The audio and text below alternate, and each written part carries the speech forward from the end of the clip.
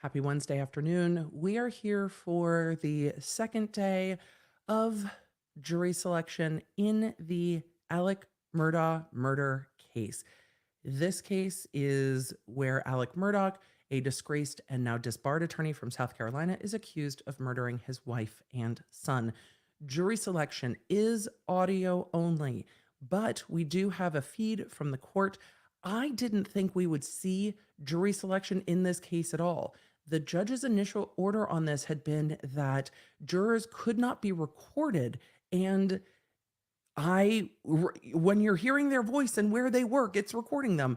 But there's a court feed, so obviously it worked. Somehow the court has allowed a court feed and there's a court feed out.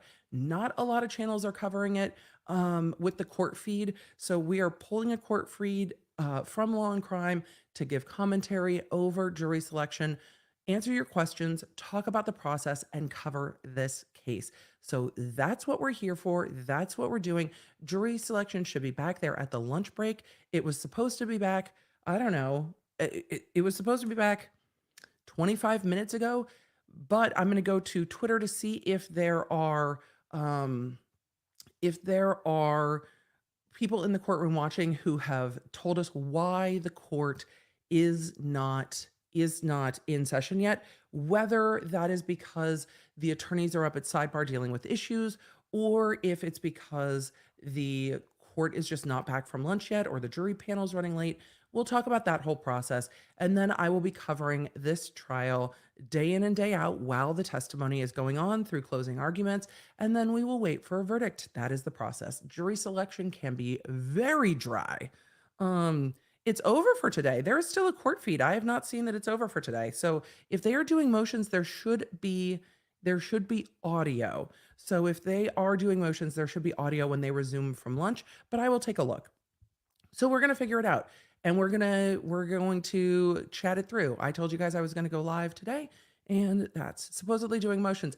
If they're doing motions, there should be audio in court. So I'm going to answer questions. We're going to talk about it. We're going to do all the things, and that's what we're going to do. So I'm going to roll the intro. We're going to go through this case, and we're going to talk it out. We're going to talk about it because it's, I've got some coffee. It's been a very busy morning. So we'll go to Twitter and we'll just figure out what's going on. Did we have time to do that? No. Did I just get home? Yes. Did I have meetings all morning out of my house? Yes. Do I normally do those streaming? Also, yes. But we'll figure it out. And for the replay crew, love you. We'll timestamp it down below, and we're going to talk about it all together. And then we're going to go from there. So if there are motions, we should hear them. There should be a video feed. So there should be a video feed, but I'll take a look. There are lots of reporters in court. We've got the court feed up.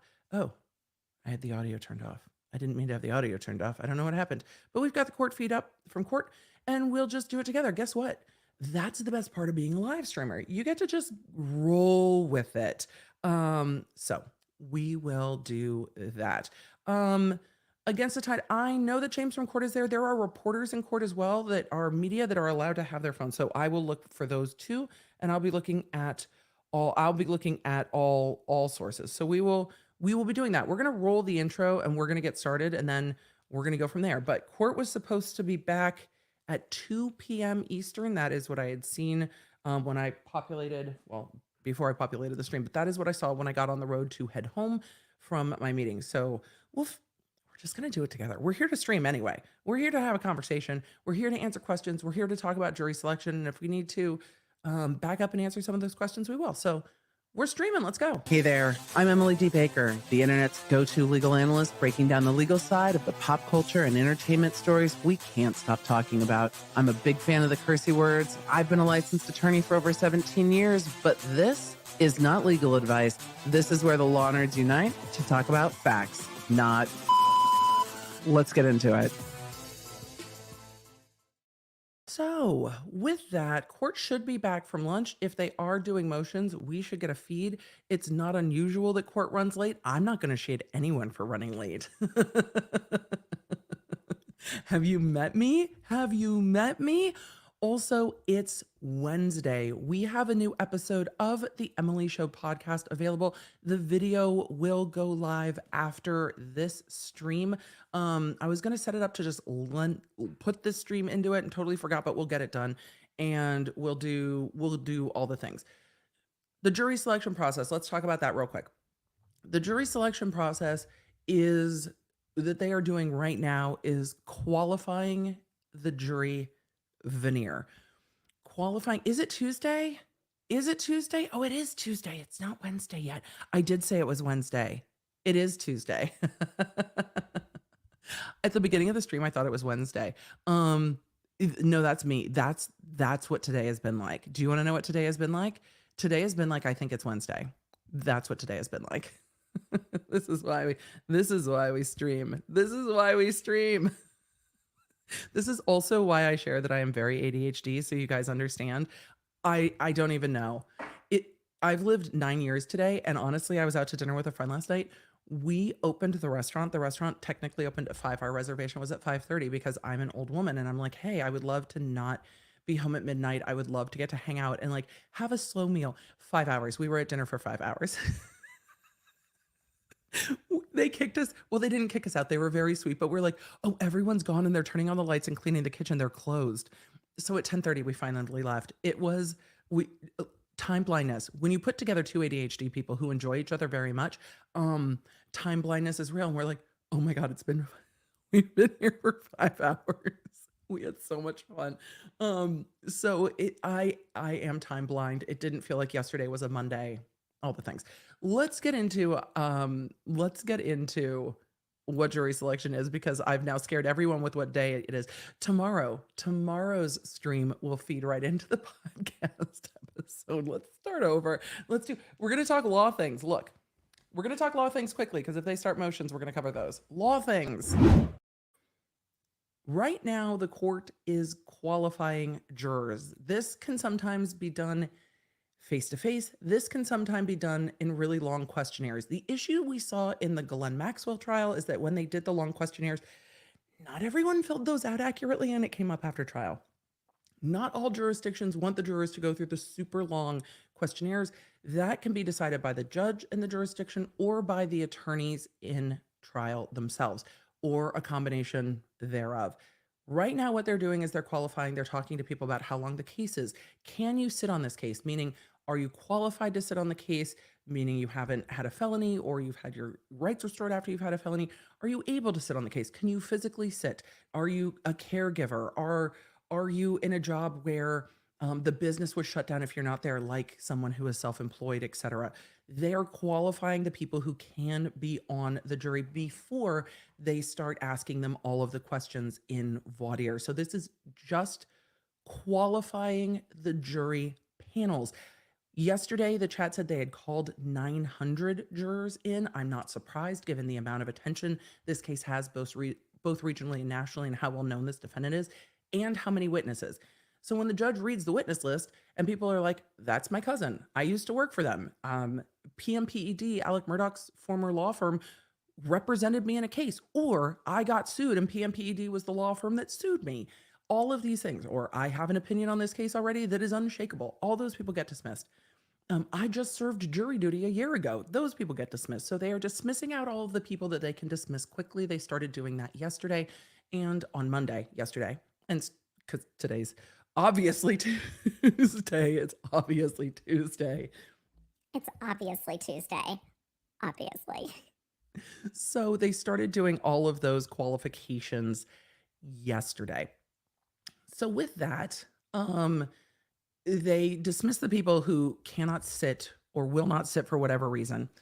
Then they separated into, it seems like, two groups. They've separated people who've never heard about this case and people who've heard about this case loosely but can still be fair. And then they will start doing voir dire probably later today or tomorrow. Yesterday, they told the jurors to call back last night after 6 p.m. to see what time they would return to court. And they had said, "You might be returning to court at 4 p.m. Eastern today to start the questioning process." So once they're done qualifying the panels, all of the veneers, then they will have a certain amount of jurors, and then they will start questioning them, normally in blocks of 12 to 18, and they put them in the jury box. Normal in California, and not that anything California does is normal, but it varies jurisdiction by jurisdiction, but they would do 6, 6, and then 6 in the front. So 6, 6, 6. And you would just question that whole panel that's sitting there and then dismiss people as they go. They put them in numerical order or whatever order the court has predetermined. That is what they're doing. Qualifying, then voir dire. We learn more in voir dire when they actually start asking people questions than we learn really during the qualification period. Baxter says, if someone got a DUI, can they not serve as a juror? It depends on the DUI. If it is a felony, it depends on the jurisdiction, how many. If you get like multiple DUIs, then the next one in California, I believe it's 3 DUIs and the 4th one becomes a felony. If you have a felony, then no. If you are involved in a DUI that's charged as a felony because there was gross bodily injury or death with an accident that resulted from a DUI, then no. But even after you get a felony, you can have your rights restored after some period of time, and then you can serve as a juror. So a misdemeanor, like a misdemeanor DUI, no. A misdemeanor anything, like a petty theft, is not going to exclude you from jury service. And this came up a lot. As you do jury service, you realize how many people have had some type of interaction with the law, and that's fine. But it's just making sure you are qualified to sit. Look, we're getting a courtroom feed. That's very exciting. So, Chanley and Brian Annett reported that South Carolina and counsel does not directly question the jurors. No, they submit the questions to the judge. The judge questions the jurors. We are not at that process Regarding yet. a jury list, I'm told by the clerks that the CMS system will not allow them to create a list, a merged list of jurors. They can only create one list, Tech issues. and that's the strike sheet. Oh dear. Is that correct, Clerk, Madam Clerk? Oh, no, I want my, So you know that you have 123 qualified jurors. that's it? One juror called in and indicated that her mother was taken to the hospital and will have surgery tomorrow. Oh dear. What juror number is that? So 123 qualified. Juror number 343. I'm taking Her notes, so if you mom's see me having looking surgery down, I'm taking tomorrow. notes. She found out today, and she cannot serve. No, of course not. So I have excused juror number 343. So they are keeping a strike list of the jurors that cannot serve and will not be serving. So we have 122 jurors. 122 When the qualified. jurors report tomorrow, there'll be a strike sheet of 80 80. or less or more. I love this judge. Any questions by the parties? Okay, so we now get a view of the courtroom. It's not very full. Jury selection can be boring, but these motions are going to be fiery. I've been wanting to see these, so if we're getting into motions, I'm fucking See stoked. now to motions. Yeah! I've been in conversation with the defense over the lunch break as we discussed some of the motions that have been filed and that are pending. I think many of them are motions that are appropriate to arise during the course of the trial. Can y'all hear well? As Just let me know in the as chat. as witnesses who address them come up. I will point out that there are a number of motions that the defense has filed as it relates to a particular blood spatter expert, that being Tom Bevel. The defense has not In stopped filing conversations with motions. the defense, we have agreed at this time that that will not be discussed in opening or before the jury. And of course, we will alert the court when that testimony is approaching. They might not call him. They might not call him. Camera hearing at that time.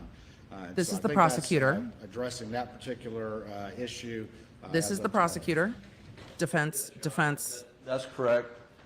And we'd also filed a motion regarding Mr. Kinsey having similar spatter expert opinions, and we had requested a counsel hearing as part of our motion, and we This is agreed to defendant is in a once plaid we shirt. get to that part of the case, if they And then decide to call this is Mr. Bevel, media. then we'd have to have a hearing on Mr. Bevel, and then we'd also, whenever they call Mr. Kinsey, if they intend to offer spatter opinion testimony, we need a counsel hearing for that. And the sanctions motion is still pending. We're not withdrawing anything, but This is lead I defense think once they counsel. make a final decision as to whether to use Dick Mr. Bevel, completely in. and he's here, then we can address all those issues. This is Creighton Waters, the prosecutor, judge. Is that right, Mr. Waters? Yes, sir, that's correct. All right, fine.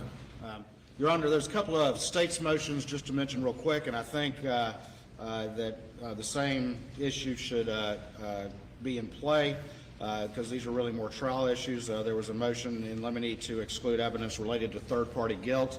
As Your Honor is aware, there are longstanding law in South Carolina. We've covered that this precludes, on last week's the podcast. defendant from going into conjectural inferences of third-party guilt unless they meet the standard. Which This of course, timing worked out means perfect. that evidence must be limited to such facts as are inconsistent with the defendant's own guilt and to such facts as to raise a reasonable inference or presumption as to his own innocence.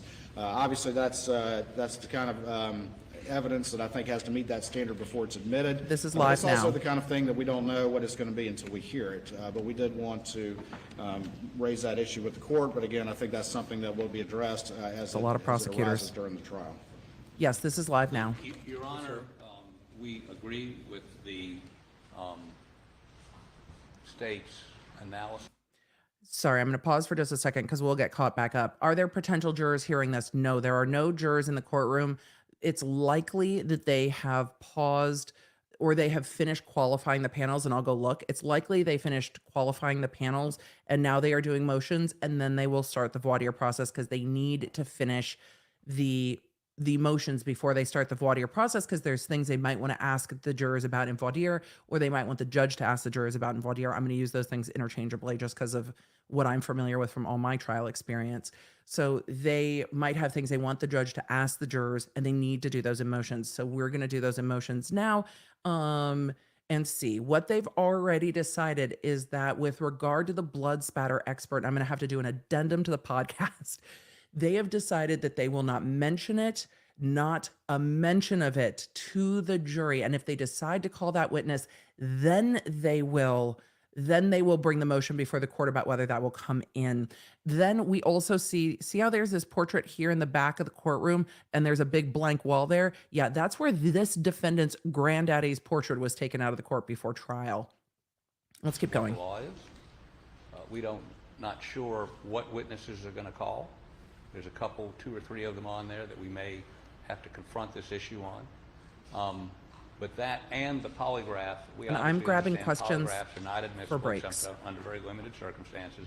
Those are issues that would arise should they call witnesses that took and failed polygraphs, as we've said in our motion, like Eddie Smith, and would only arise in a limited context. But there's no reason to. It's pure conjecture today as to whether they'll call any of those witnesses and whether those issues arise. So we obviously would not blurt out polygraph. We would ask for ask the jury to be excused. And He deal doesn't with believe those you, issues or Dick. third-party guilt, deal with those issues at the appropriate time during the trial. This defense attorney's name is Dick. I am not calling him names. I'm going to call him by his name, which is Dick. But the prosecution doesn't believe that this defense attorney won't just slip it already in. So this is Creighton Waters, the prosecutor. This is Dick Harpootlian, the lead defense attorney. This is Alec Murdaugh, the defendant, dressed like one of the lawyers at counsel table. Are you shocked? No. This is a whole team of prosecutors, more than I've seen in most cases. Let's keep going. And that's, of course, the point, Your Honor, and that's acceptable, just like the spatter expert, because stuff like that can be highly prejudicial to a jury. It's just to make sure that before we get into issues of third-party guilt or issues of polygraph, that the defense advises the court, and we have the opportunity to address those issues. He doesn't believe him at all. The jury get guidance from the court before we proceed. Oh my goodness, Judge, I would never consider reporting it. Your Honor, I would never. The prosecutor Very doesn't good. believe you, Dick. Your Honor, I know we had previously, back on December 7th, we had some extensive argument about the state's motion and the defense motion for a bill of particulars, So the state's loud. motion to admit evidence of motive. Today, we received a motion from the defense specifically addressing one aspect of the boat case, seeking to limit testimony about the boat case, and in particular, a particular discovery motion that was pending on June 10th of 2021, just days after Paul and Maggie were murdered, and seeking to sort of limit testimony as to that. Your Honor, we obviously have made extensive argument on that particular issue, and I don't know if the court has any guidance or any ruling just generally on the admissibility of the motive based on the arguments that have been made, and certainly I'm happy to make any further arguments in that regard. We have that issue, I think, that's still outstanding, and then the other issue is that the defense yesterday filed a motion They filed for so many a motions. counsel hearing on the admissibility and of the ballistics evidence, tool mark and firearms identification evidence. Oh, tool mark is That is interesting. something that we think needs to be addressed. We're prepared to have an evidentiary presentation on that, but we believe that needs to be addressed before and ruled upon, Your Honor, respectfully, before Opening. the jury is sworn, as that is a significant piece of evidence, in as much as the cases found around the body of Maggie Murdaugh match, or at least match pursuant to the analysis of the firearms examiner, weathered cases that were found at other places on the Moselle property, and we believe substantial evidence shows that that they are from a .300 Blackout AR-style rifle that was purchased by Alec Murdaugh and can no longer be accounted for. And so that's obviously a very crucial piece of evidence, and I think we need to have a ruling on that particular issue prior to the jury being sworn because of its significance. That makes sense. Oh, now we're going to hear what the I'll defense take, has to say. The financial crimes evidence motion first. We have fully briefed that. We did argue it. I think we were in Florence, and subsequent to that, we filed our written response with case law and an attachment. They filed a reply.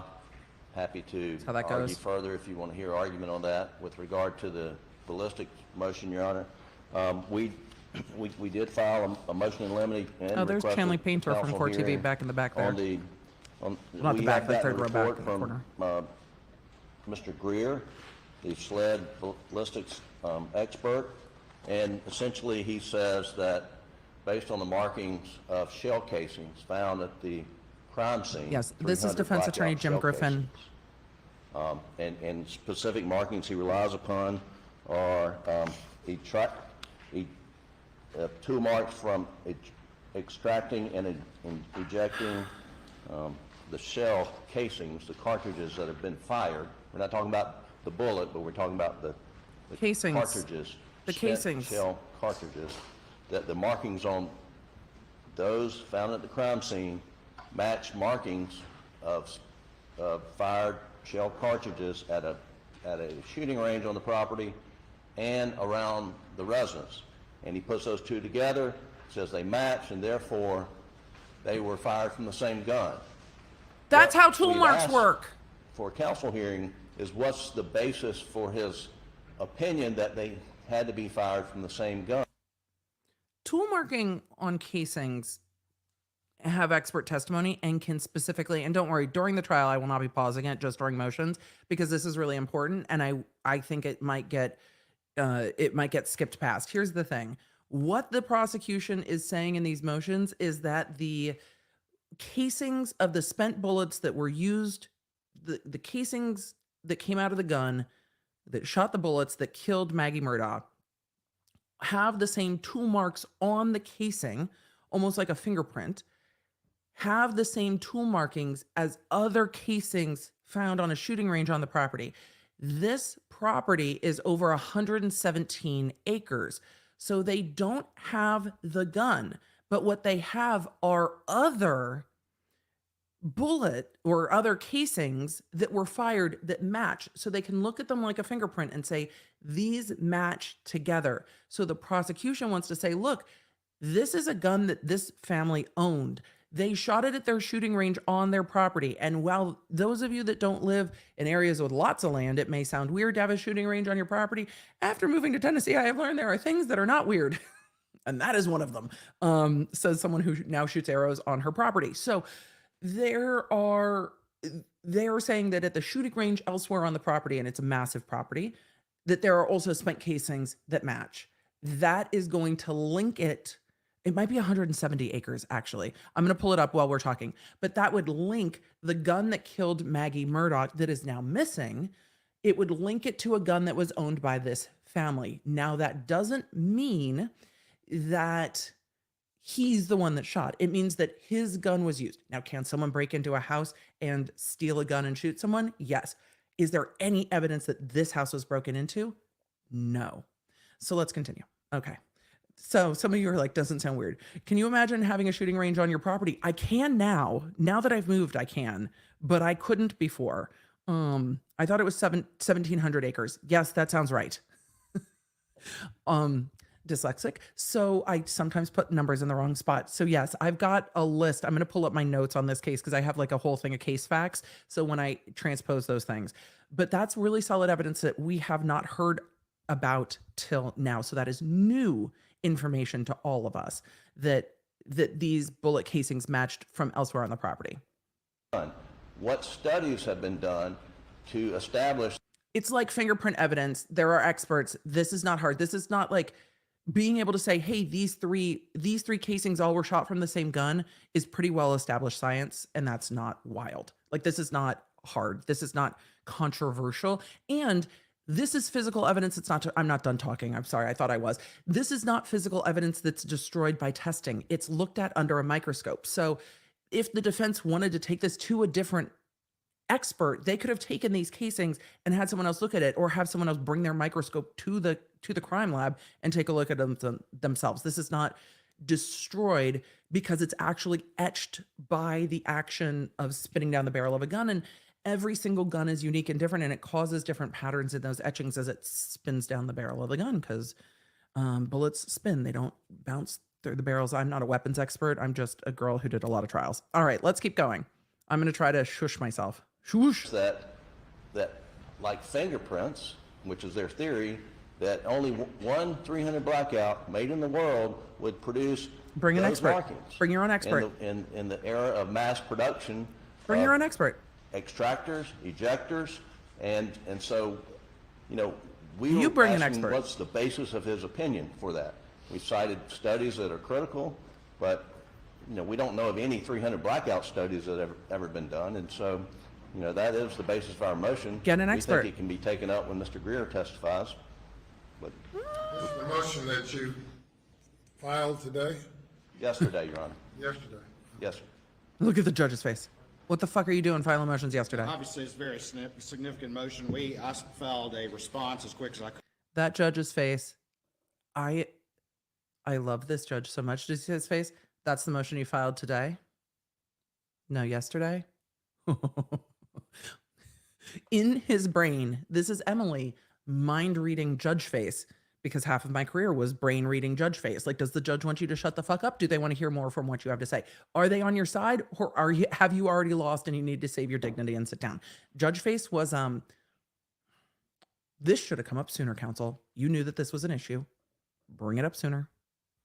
Early this morning, and in which we cited extensive case law. As Your Honor is aware, there was the NAS study in 2007, 2008, and then there, sorry, Your Honor, it's in, and I know because this is so late from the late filing of the defense, I'm sure you probably haven't had the opportunity to review these, but there was a study because in this is so late. 2009, that called into question firearms and tool mark examination.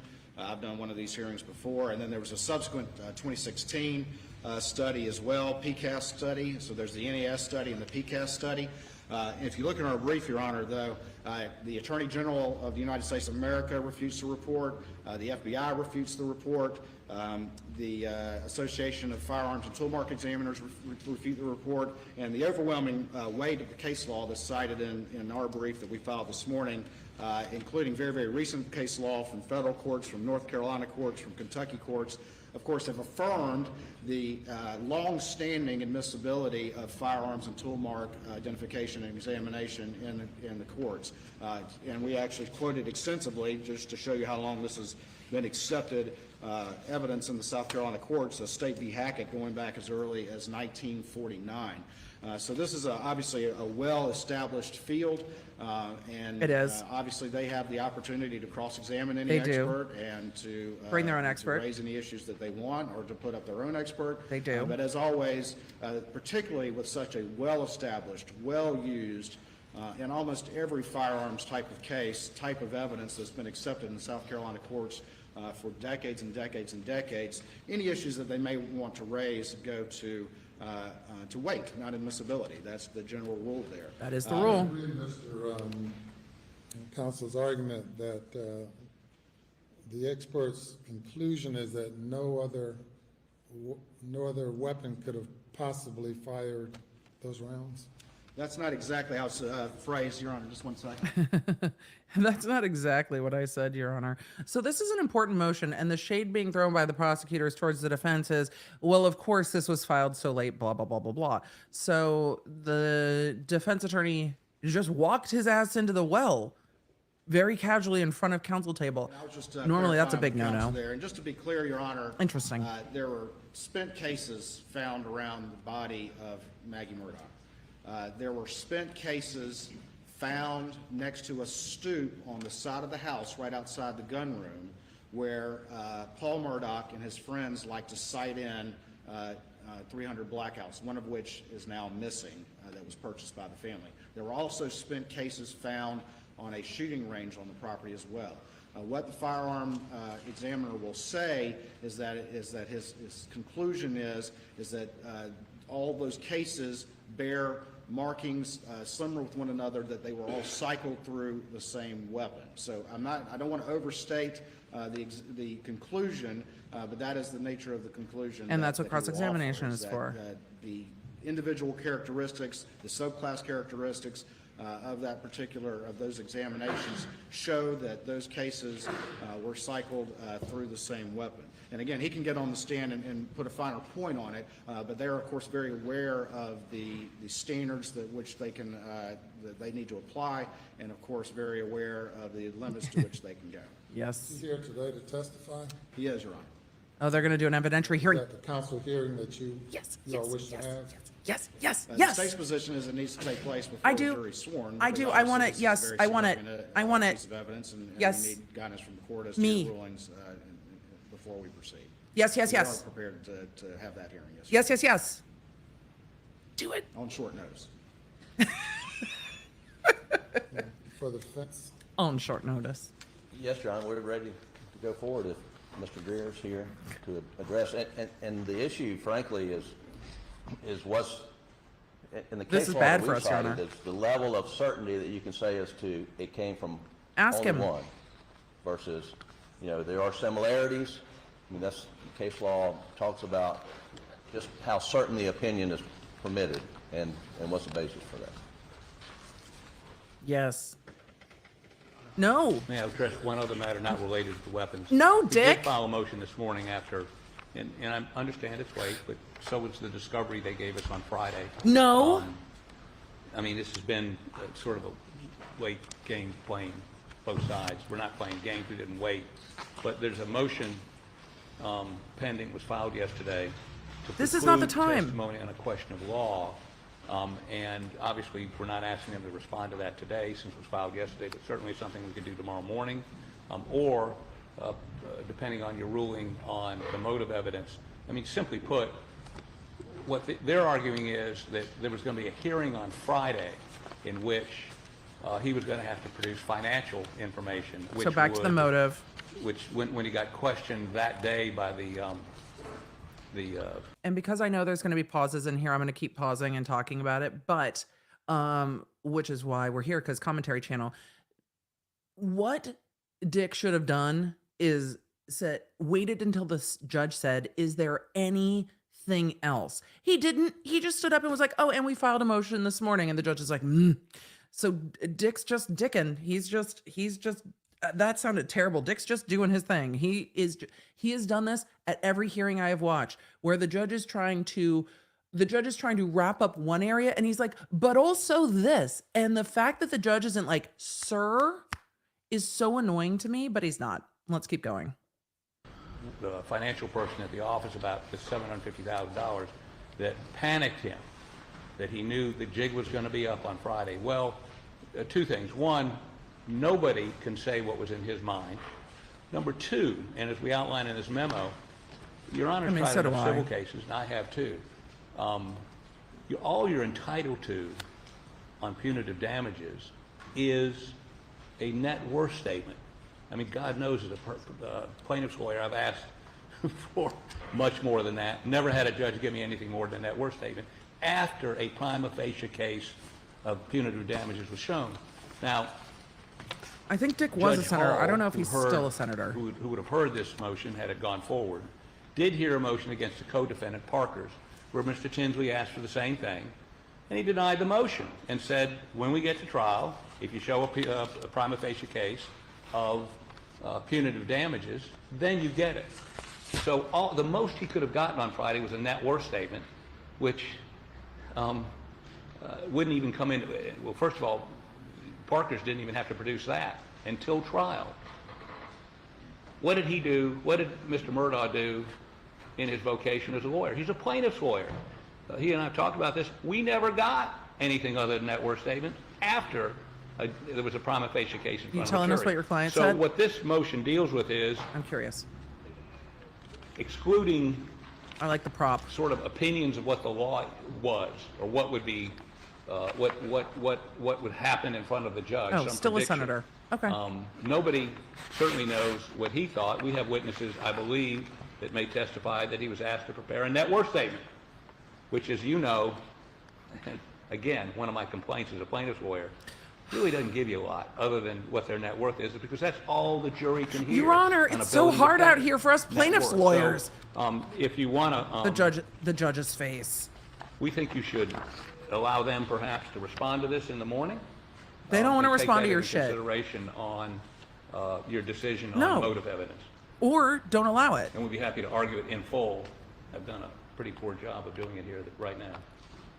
Don't try to be Just in charming. response, Your Honor, they just filed this motion, but it's never been the state's contention that somebody's going to testify and predict what Judge Hall would have done in this particular case. What we can, and there is testimony, and already in state grand jury transcripts, which they've had access to for months and months and months and months, is testimony about the manner in which the plaintiffs in the Boat case were conducting that litigation, what they were expecting, what they had received from the defense, the fact that the defense had claimed that Mr. Murdaugh was broke. They didn't believe it, and so that's what ultimately led to the motion to compel. The motion to compel did not ask for a financial statement. It very clearly asked for identification of bank accounts and other sort of financial information. I'll break this down in a minute. That was the motion that was on the table for the very week. We've talked just about this a few couple days times. after, This has gone round and round and round. Maggie and Paul were murdered. The judge is on like, top "Oh of my the God, fact yes." That Mr.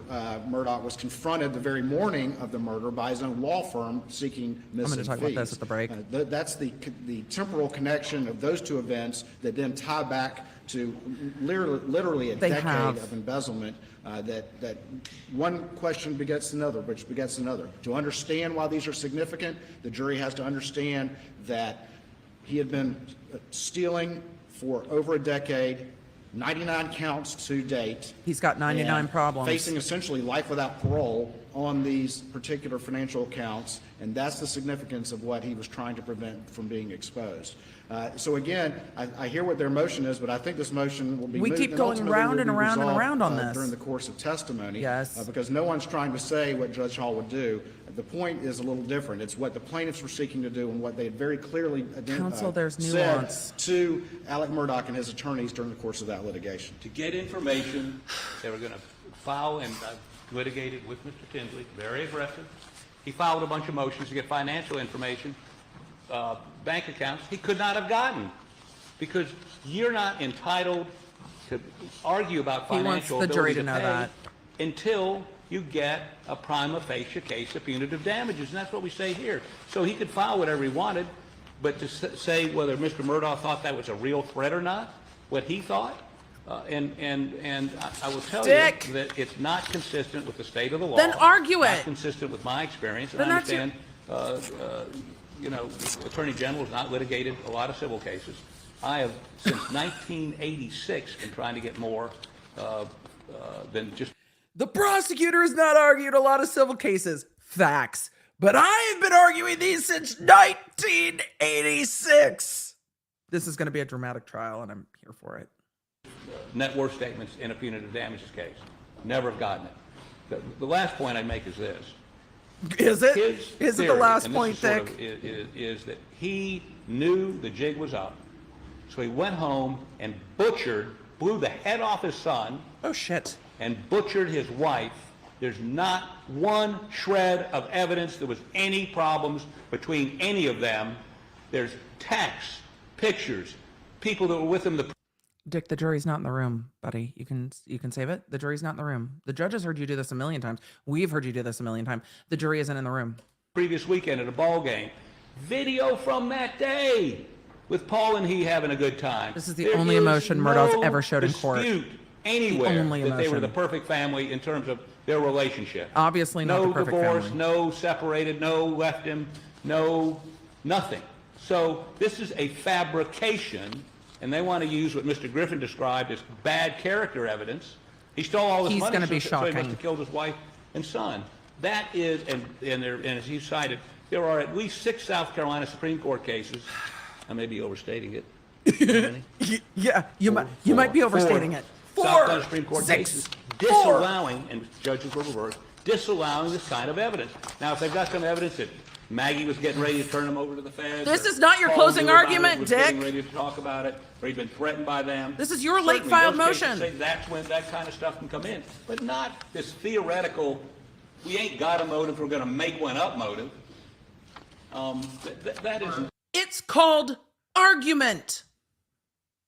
What I'm getting from you, both of you now, are you give me jury arguments, That's what I said. and you're arguing multiple Your Honor. motions At once. simultaneously. Thank you. You should have shut him up earlier, Judge. Regarding the motion by the state. Are we back to the me other motion? Grant an in limine motion admitting evidence. That's what you're seeking me to do. And you in your motion, you indicate that the basis for this Oh, I was trying to is move for trying to move these up. judicial economy, The judge was like, no. that there may be no precedent for the court ruling in advance of any testimony, granting Yes, in both of them. limine Both of them have the cart before the horse the today. admission of motive as Thank as you, evidence during Amanda. the trial. That's very sweet. I You appreciate seeking it. to have me do that? Well, Your Honor, I don't, so I recognize what the court's saying. Counsel, I think am I the understanding first, you right? 'Cause issue that's with not that what the fuck we're was gonna do. in response to the defense bill of particulars. And our response to that was, they essentially asked, they said, tell me what financial evidence you want to These attorneys are so loud. go into. And so we responded by saying, well, that's not recognized under South Carolina law, but we filed this particular motion. Yes, sir. And all that, but typically a motion in limine is a you. motion to exclude evidence. Your motion in limine is for me to admit evidence. That's different. And what authority do you have for me to admit evidence through a motion in limine? Well, and of course, in our motion, and stand by for me, Your Honor, just one second. What law allows me to do this? Stand by, because what the judge has said is, look, motions in limine normally say what can't come in. Evidence isn't relevant till it's relevant. So you can't say, I yes, this recognize is that admissible. Typically, a motion in limine is to exclude evidence. But the cases that we cite and the language we cite in our motion, of course, doesn't is, know. That's you know, not a good position to be in. prevent disclosure of potentially prejudicial matter to the jury, and of course is strictly conditional and subject to the actual evidence being offered. And so the point was to, because it's very Conditional extensive ruling. and because we realize that this case is different. As I've argued, this case is much different than any case we've ever seen because of the complexity of all these factors going together. And I think essentially what we were trying to do is at least get some sort of preliminary guidance, understanding that evidence will have to be developed at trial as to the admissibility of this. Now, ultimately, if the court is more comfortable with having in-camera proceedings as to the admissibility of evidence, then I understand that, and we can do that as the case develops, as we were talking about the other things. Well, this will create a mini trial, given all of the It will. various offenses, 90-something Yeah, you're right. allegations. And of course, we also deal with the issue of race geste, issues of Wait, are we talking about matters the? that may be too remote in time. Are we talking about the and the casings? like. or the motive? We What did we I'm switch grappling with is your request for me to grant casings? the in limine, Are we talking about casings the or motive? admission of evidence. God damn it. I frown upon motions in limine, period, because I don't know the facts. Do not know the facts in this case. Interesting. I know what you all have submitted in your briefs, your arguments, and whatever you say is the case, the defense says the opposite. That's why we have testimony, and judges are to rule not based on lawyers' arguments, but based on evidence. I love this judge so much. I love this judge so I'm much. I not love this judge so prepared much. to grant in limine a motion admitting evidence, though it may be admissible under the same theories that you have promoted. I agree with the authority and the rule that allows for motive to be admitted in a case under appropriate circumstances. And y'all's argument in the cases cited by the defense, This is going to be hard. some are remotely similar in facts, and most of them are dissimilar. Each case must be decided on some facts and circumstances. I believe that I will do this at a break. Siegel case I got is you. persuasive authority, U.S. v. Siegel. Oh yeah, we stand this judge. Very noted jurist who spent some time in our state was reversed by one of our noted jurists, Judge Traxler, on the same issue. But I'm not prepared to grant admitting evidence in limine. It must be done during the course presentation of the evidence during a trial. Absolutely understand that, Your Honor. Yes. And again, I recognize that we were attempting to perhaps identify those issues and bring those issues because of the complexity of everything to the court's attention. And I certainly understand and recognize, and that's the typical manner in which we would do that, is to have those issues addressed as we move through the Counsel, through you're the just going to trial. need a half a day. That deals with that issue. You're just going to need a half a day to argue this during trial. The jury's going to get dismissed. That You're going leaves to a do it. ballistics issue. Are we doing the ballistics issue? Your Honor, I believe at this time we can move to that. I'm going to turn the presentation of evidence over to Mr. Fernandez, who will Okay. call Mr. Greer. Okay, evidentiary hearing. Thank you, Your Honor. May it please the court. State will call Paul Greer. All right, we're doing an evidentiary hearing. Ding, ding. Evidentiary hearing begin. I'm going to swoop. We are now in an evidentiary hearing over the ballistics matter, and all of the jury pool or all of the pool reporters are like, what the fuck just happened? Here's what the fuck just happened. You guys don't get to watch me. I'm sorry for you sitting in the courtroom who don't get this excellent commentary of what the fuck did we just see. The judge said that he is unfriendly towards or frowns upon motions in limine to admit evidence until the evidence has become relevant. So the judge is not going to rule on the motive evidence yet. I'll touch back in that when we get to a break. But the judge is not going to rule on the motive evidence until it starts to come up. So the prosecution's going to My have, name is Paul Greer. going to have to deal with it. With whom you're currently employed? I'm employed at the South Carolina Law Enforcement Division, which is commonly known as SLED.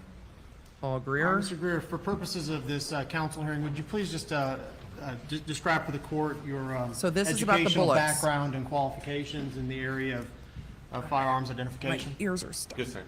I received a Bachelor's of Science in Biological Sciences from the University of South Carolina.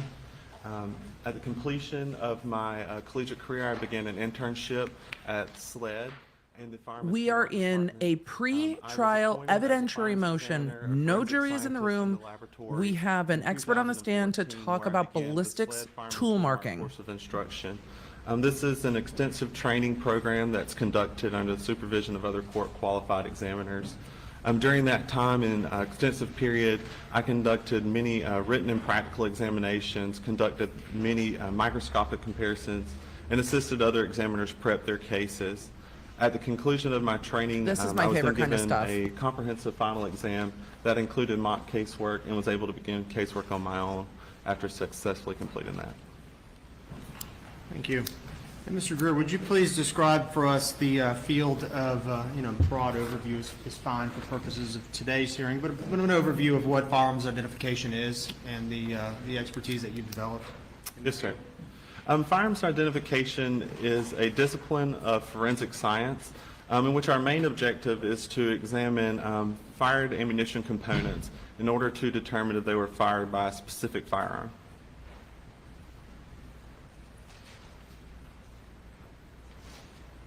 And are you a member of any organizations, or have you obtained any additional trainings or certifications as it relates to firearms identification? Yes, sir. I am a member of the Association of Firearm Tool Mark Examiners. He's just which is establishing his also known as expertise. AFTI. I've been a member of that organization since approximately 2015. AFTI is an international organization that I believe has approximately 1,200 members. So he's going to go through all his qualifications to establish himself firearms as an identification expert. and tool mark identification. As an expert in this This field. also Turn him down a includes little. technical leaders from the academic world and also from other aspects. When we have a break, I Thank will you. get And if you would, to please describe the process that questions. you go through. do not worry, and I'm the grabbing training, that you go through in order to become a forensic firearms and tool examiner at SLED. We're not going to see Sure. this That person. refers They back work to for that course of SLED, not the instruction, FBI. that I completed. Baldwin was that mostly the approximately FBI. 3-year or so The FBI did all program, the ballistics where in I Baldwin. conducted all the microscopic comparisons, looked at things on the microscope, test fired firearms, observed cartridge cases that were fired out of the same firearm, cartridge cases that were fired out of different firearms, bullets as well. Learning about firearms, manufacturing process of Happy those birthday, firearms, and how Susan. that relates to the range of conclusions that we issue as firearms examiners. During that How will time, my I also bond? completed those written and practical tests. Some of those tests include studies that have been conducted throughout the United States and Thank you, worldwide Angelo. to include consecutively manufactured bullets and cartridge cases. I've See, it's completed those, Wednesday successfully somewhere, y'all. passed those. It's Wednesday At for the end of tea my training, in I was Sydney. given that final exam and also some mock casework in which I was able to complete and successfully Wednesday for Matt. pass. Thank you. And if you had a chance, I know you mentioned you're part of the AFTI organization, AFTE. Have you had an opportunity to attend additional conferences and trainings Rob, that they that's would, my podcast put episode on for an tomorrow. annual basis? Yes, sir, I have. I don't think they when call I'm them. able or training is available, I attend their annual conference. Thank you, That is Pam. a large conference where materials presented about new technologies in the field or updates, new procedures that may be coming in order to do things or arrive with different items. But I attend those conferences when able. I also participate in other training. Thank as you, Natalie. I necessary, appreciate such your as, expertise. The judges law here in the of honor evidentiary hearing, certification when that they knew this when, evidence months and months and months when I'm ago. able to do that. They knew it. AFTI also has other I can't believe things the they judge is allowing provide. Webinars, if I'm able to participate in those, I will take part in that. And in order to become a firearm and tool examiner with So this SLED, is are you, still establishing given, him as certifications a and tests that must be passed, expert. both competency tests and proficiency tests? Yes, sir. Part of our quality control at SLED, SLED, the laboratory is accredited by ANAB, which is the ANSI National Accreditation Board.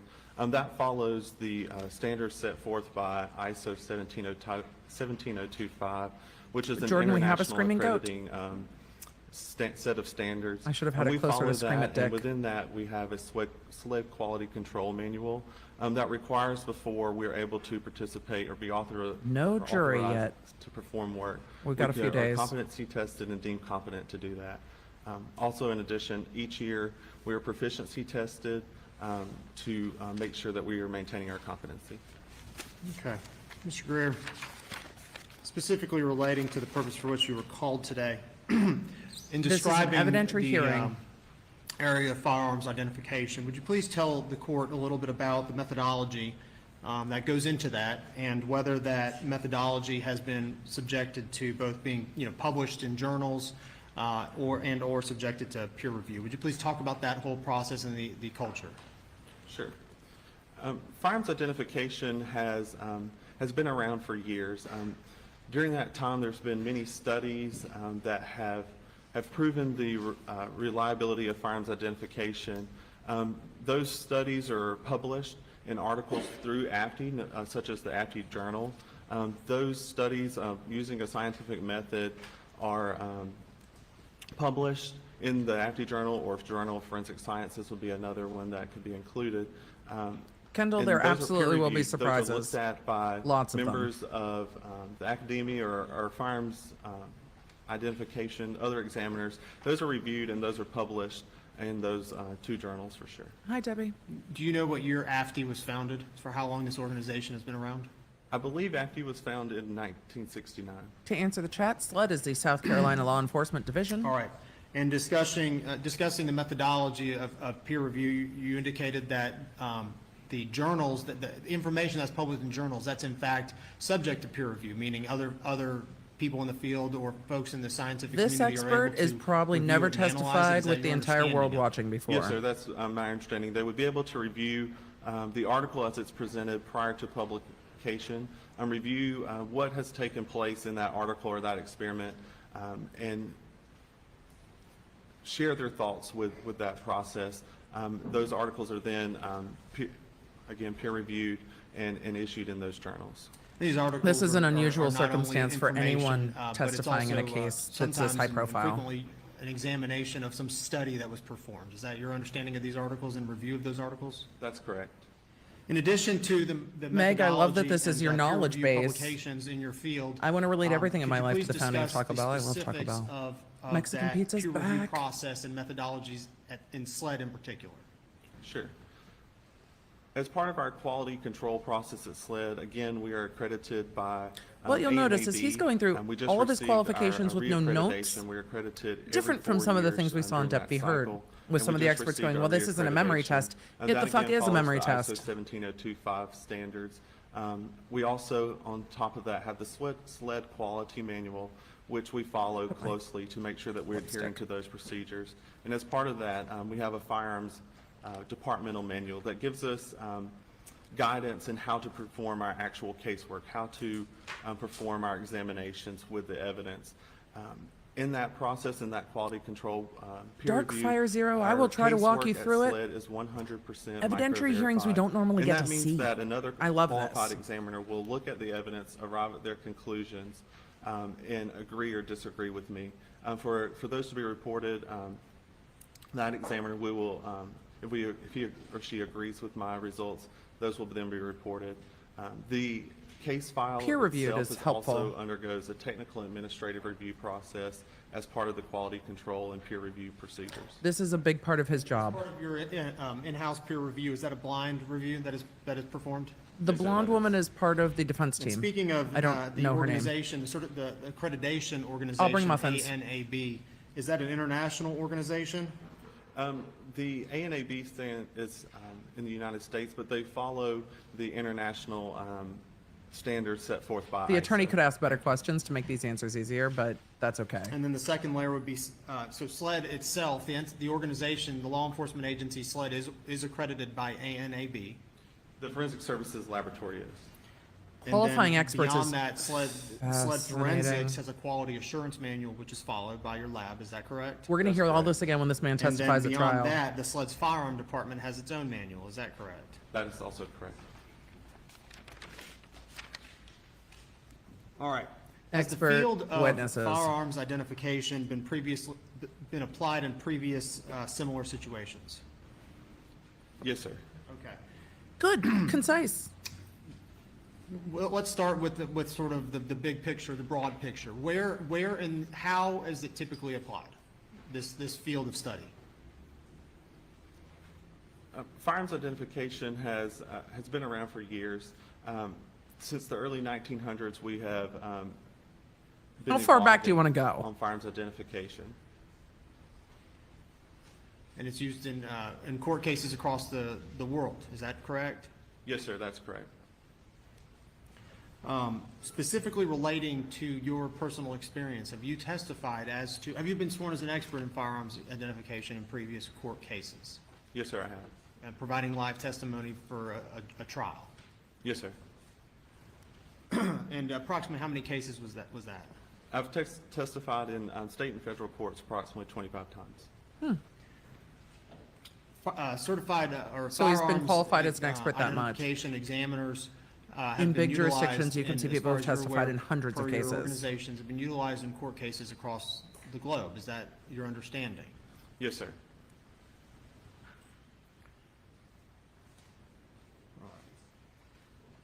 I know you mentioned that this field of study has been around since the early 1900s. Does this applied science use the scientific method when applying, you know, your information you gather and then your opinion that you render? Yes, sir. It does follow a scientific method and approach in order to conduct our examinations. All right, could you please Explain the describe what scientific method to the is as court? applied to this forensic field? Sure. As far as applying a scientific approach, when we conduct our examinations or we're looking at firearms in the scientific method, one thing when we're working a case or if you're looking at it in this manner, you may ask, you form a hypothesis, are these cartridge cases fired by this firearm? So that would be our hypothesis. We would evaluate the conditions under that, do research, and then we would actually do Research the weapon. experiment. In this case, Can't in this experiment, you don't have the example, gun. What we would do is test fire that firearm using similar ammunition If they had the firearm. we're comparing it to. Y'all don't have this firearm. We would determine our conclusions and arrive at those conclusions. Then that can be also applied to casework. If I receive a case, Yes, look at baby all the gator. evidence, look at the characteristics on that, examine the firearm, test fire that firearm. I've already compared those cartridge cases to each other and determined that the characteristics of that firearm can be I hope your compared to kiddo those feels better, cartridge cases. Krista. Compare that. It's always hard. Determine a conclusion. In order to determine, and then our peer review Thank you, process kicks Cecile. in. In order to determine whether that is reproducible or the repeatability of that scientific procedure, that's where our peer review process would come in. Kind of. Another qualified examiner would come in and look at that, and if he arrives at the same conclusion, then that method has been deemed repeatable and reliable. He's talking about the process in general, not what was done in this 25 times case. that you've testified in both state and They're federal still court, qualifying him as an Has expert. your testimony been ruled admissible, meaning you could This is render still your opinion to the establishing jury? expert Yes, witness. sir, it has. And were any limitations placed on your testimony in the 25 times you've appeared? There were none. At some point, he'll ask the court to rule that this is an expert All right. or to qualify him as an The expert. field of this forensic field of firearms identification, could you please describe the quality control? I know you have mentioned some, but could you please describe the quality control procedures that are in place governing this body of work?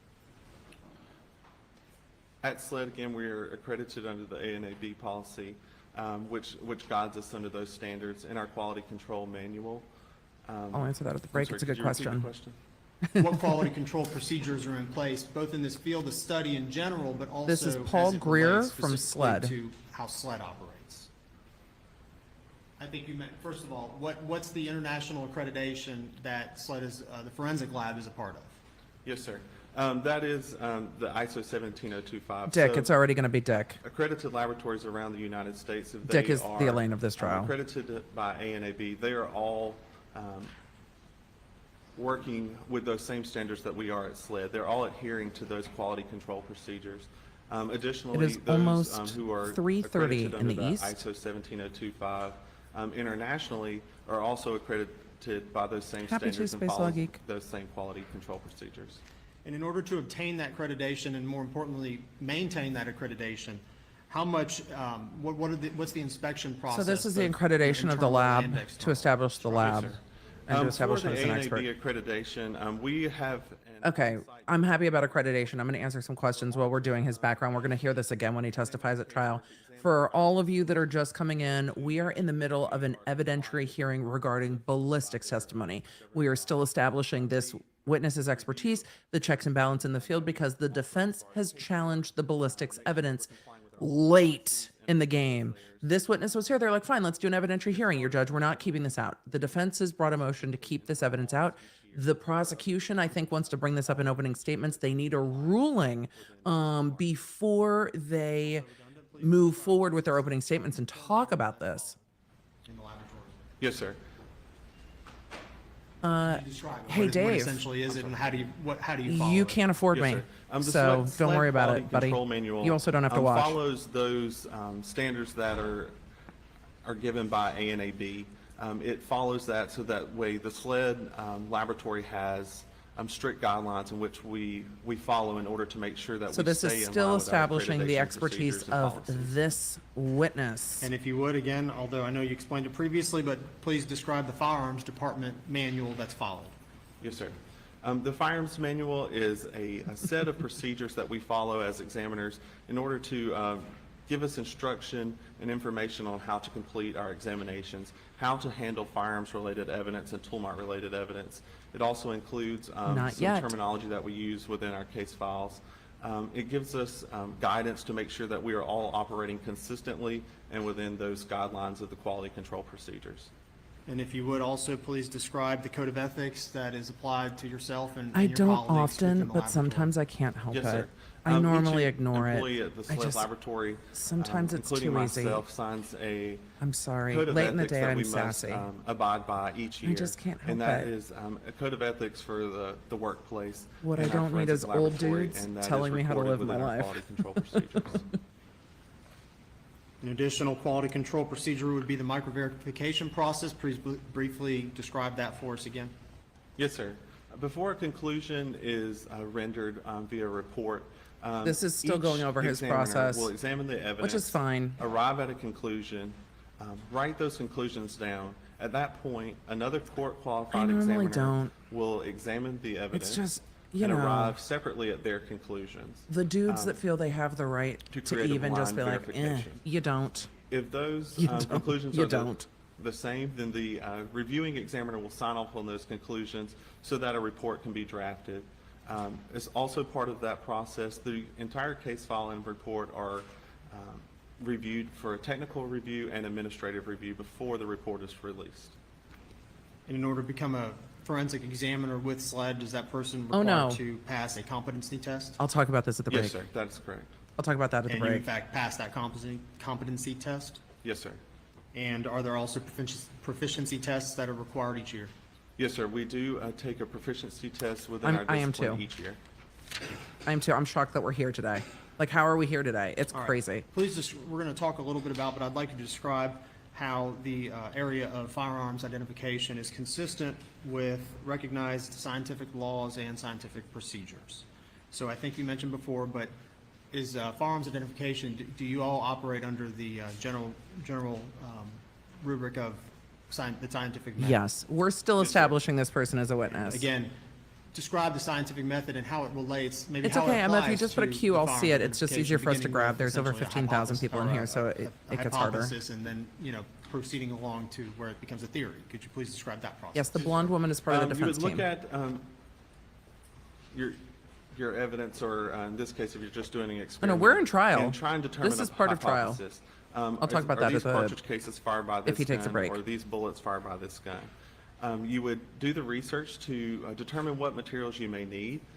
In this case, you may use Yes, like there will be ammunition that, cross-examination. you're trying to compare to. The defense You is would loving examine this. those characteristics to make sure that the comparison should be completed.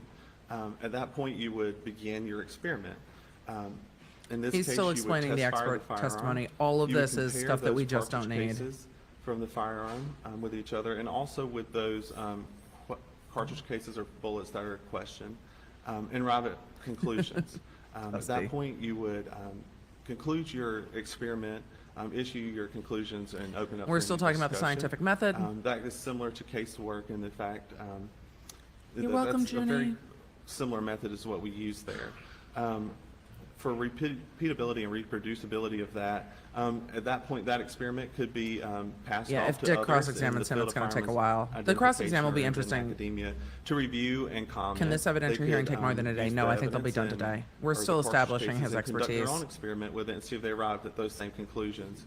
If they do, then that theory has been proven and considered reproducible and reliable. Yes, Dana. And generally speaking, in the applied sciences, is it important that the test be as accurate as possible? the test you're trying to reproduce. Do we need accurate tests in sir. science? Yes. Is it important that it's reliable, meaning you can rely on This is the again procedures established- that you're implementing and the results you're trying to? The questions he's asking right now are establishing expertise under the law and that the scientific method is reliable, repeatable. So again, to allow the judge to make an expert this or a examination. ruling. This Yes, is sir, an that would be evidentiary a hearing, so this is going to go longer than most. In addition to all the scientific method and the processes the defense is you trying to keep it out. described, again, this field of study, this applied science, is it also published in journals and So- academia for peer review? Lori, no. And- I and try to are grab you familiar questions with if some I of the see them. If literature they've out got a there, having queue in reviewed front it of them, I try to yourself? grab them. Yes, sir. No. Beg the court's indulgence. Andrea, we're going into this so much because he just asked the court for a moment. I beg the court's indulgence. Never, ever have I ever in Los Angeles heard anyone say, I beg the court's indulgence. I love it so fucking much. Normally you get, if you'll give me one moment, Your Honor, I beg the court's indulgence is so much fucking better. I would incorporate that into trial practice, Thank you for answering my but I'm here. questions. I do have a couple other areas I'd like to ask you about. So no, this is specifically because related to it's an some of the evidentiary criticisms motion that was about referenced in this counsel's witness. motion. That's why we're Specifically, going so in-depth. 2 National Academy Sciences reports and the what's been referred to as the PCAST report. Are you Yeah, familiar he's with definitely going to need a backup pair. Yes, sir. I am. Okay, great. I'd like to ask you, let's just go in It's a chronological Southern thing. order, if I that works for fucking you. love it, though. Beginning with the first National Academy of Sciences report. No jury present. In 2008. I believe it was, well, tell me if are you familiar with that study? Yes, sir, I am. Do you recall generally what the study related to, the title or the area, field that they explored? The 2008 I'll have to ask Natalie what she article, says. from the Is it, NAS "I beg the court's was an indulgence," 'cause article it's fucking by a great. group of researchers dealing with ballistic imaging. Let's get to the If ballistic you would, imaging. and you have familiarized yourself with that report, is that correct? I am familiar with it. What are some of the, Oh, mid question. I have never had someone interrupt me in the middle of a question, which is tough in an evidentiary hearing. at this point, before we go into the reports, Yes. having established the foundation for his expertise, we do request that Mr. Oh, Greer he be admitted forgot. as an expert. That's not a good thing to purposes of forget. The rest of this testimony. Any objection by the firearms defense? Examination. Any objection by the defense? Before the defense proceeds with, you have some questions for him? Oh, You have voir dire for this witness? Not No. only qualifications, Your Honor. Good. For purposes of this hearing. Good. He is certified, I believe, under AFTE. That I don't have any. Jim Griffin, that's a lot of words to Questions on just say qualifications. no. He's so qualified. Thank you. Shifting back then, Mr. Greer, to the, He forgot to establish the expert is an expert, which isn't good. You've got to get the judge's approval. Can I establish this witness as an expert? Yes. You can't ask him questions on his opinion until he's been established as an expert. The voir dire on the expert is what we saw in Depp v. Heard when one side or the other side was questioning someone on their qualifications. The defense in this case said, no, we don't need to question you on your qualifications. You're qualified. We want to question the science and the underlying conclusions, not the qualifications. You're qualified, but the conclusions we might disagree with. first NAS, National Academy of Sciences report. The test was conducted on ballistic imaging technology. He looks like deep fake Tom Cruise. And was it critical towards that field? The general gist of it? Yes, sir. Your Honor, may I refer to my notes? This is the downside of that Southern charm. Can't say no in less than 10 sentences. It's me. I mean, it's me. I'm the problem. It's me. Oh, the court's taking a 2-minute break. Okay, we're behind, so I'm going to try to zoom a little bit. While they're on break, we're going to look at the defendant eating his glasses. The court's taking a 2-minute break for whatever. We're going to zoom because we had paused earlier, so that's what we get when we pause. So let us get back to catching up with live court. Let's see. I don't want to scrub too far. Ooh, maybe they're not back yet. That's a long 2 minutes. Are we back on live? Are we back on live court? And tool marks. All right, let me back up. Let me back up just a little bit. We got to back that thing up. There we go. All right, we are back from break. We are almost caught up. Maybe I should just put this on 1.25 until we catch up to live. You may proceed. That makes sense. All right. Courtesy is Mr. Greer, I believe expected we're in the. referring to the 2008 Oh, I love it. National Academies Report. This is loud. All right, could you please outline some of I'll the talk about that criticisms that were at raised a by break. that report? I'm going to answer a lot of questions when we take a break. That report brought into question some of the reproducibility of firearm-related tool marks, and whether the additional research of the reproducibility of those firearm and tool marks That's true. He did want to refresh his notes. should be done. And the court just took a break instead. And as it stated, what was the primary focus, or what area was that focus of this 2008 report? The primary focus of that research, or the reproducibility of the firearm Oh, he said 10 not tool to. marks from firearms Fair. was conducted I through the heard- ballistic imaging I heard too. software. It did not take into the account of the human. We're always going to get caught Such up. as I, an examiner working on a microscope, looking at that with my eyes. It was all in the ballistic imaging software. We're going to get into some of the opinions you might have on the report, but in general, is it fair to say that the report focused on the technological component of things? So they're going over the establishing the foundation of the report. Why go through all this? Because the defense didn't waive it. So in front of a jury, it's important because the jury needs to understand the defense could have waived and the prosecution could have said, could have asked, but you have to establish it. So you have to establish they're an expert and the defense didn't waive it. Is it a fair or accurate reflection of your field? I feel that it could have included more of the human interaction with the examination process, more in line with what I am accustomed to doing at the SLED laboratory. Do you feel that it was an accurate reflection of what examiners do and the skills that they obtain and utilize?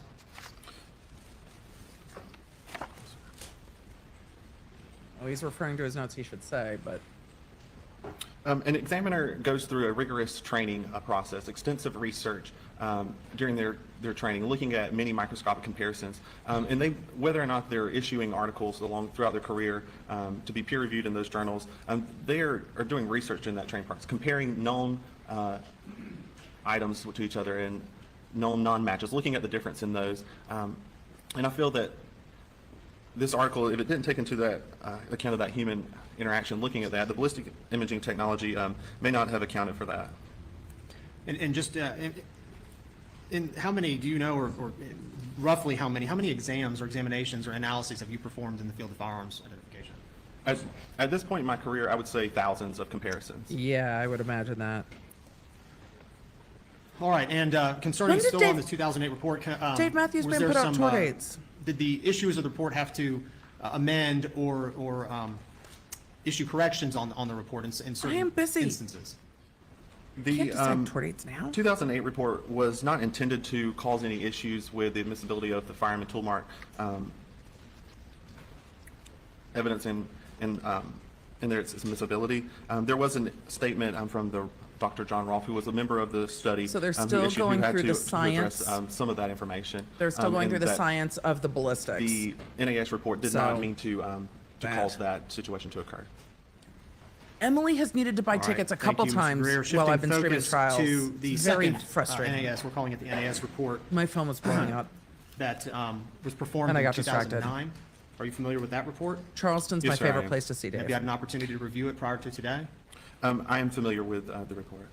All right, describe to us, if you would, what the nature or the substance of that report was focused on, the area that it was focused on. The report was generated, and it made 13 recommendations regarding forensic science. 6 of those recommendations related directly towards fireman tool marker AFTI, and those are the recommendations that I'm more familiar with. Okay.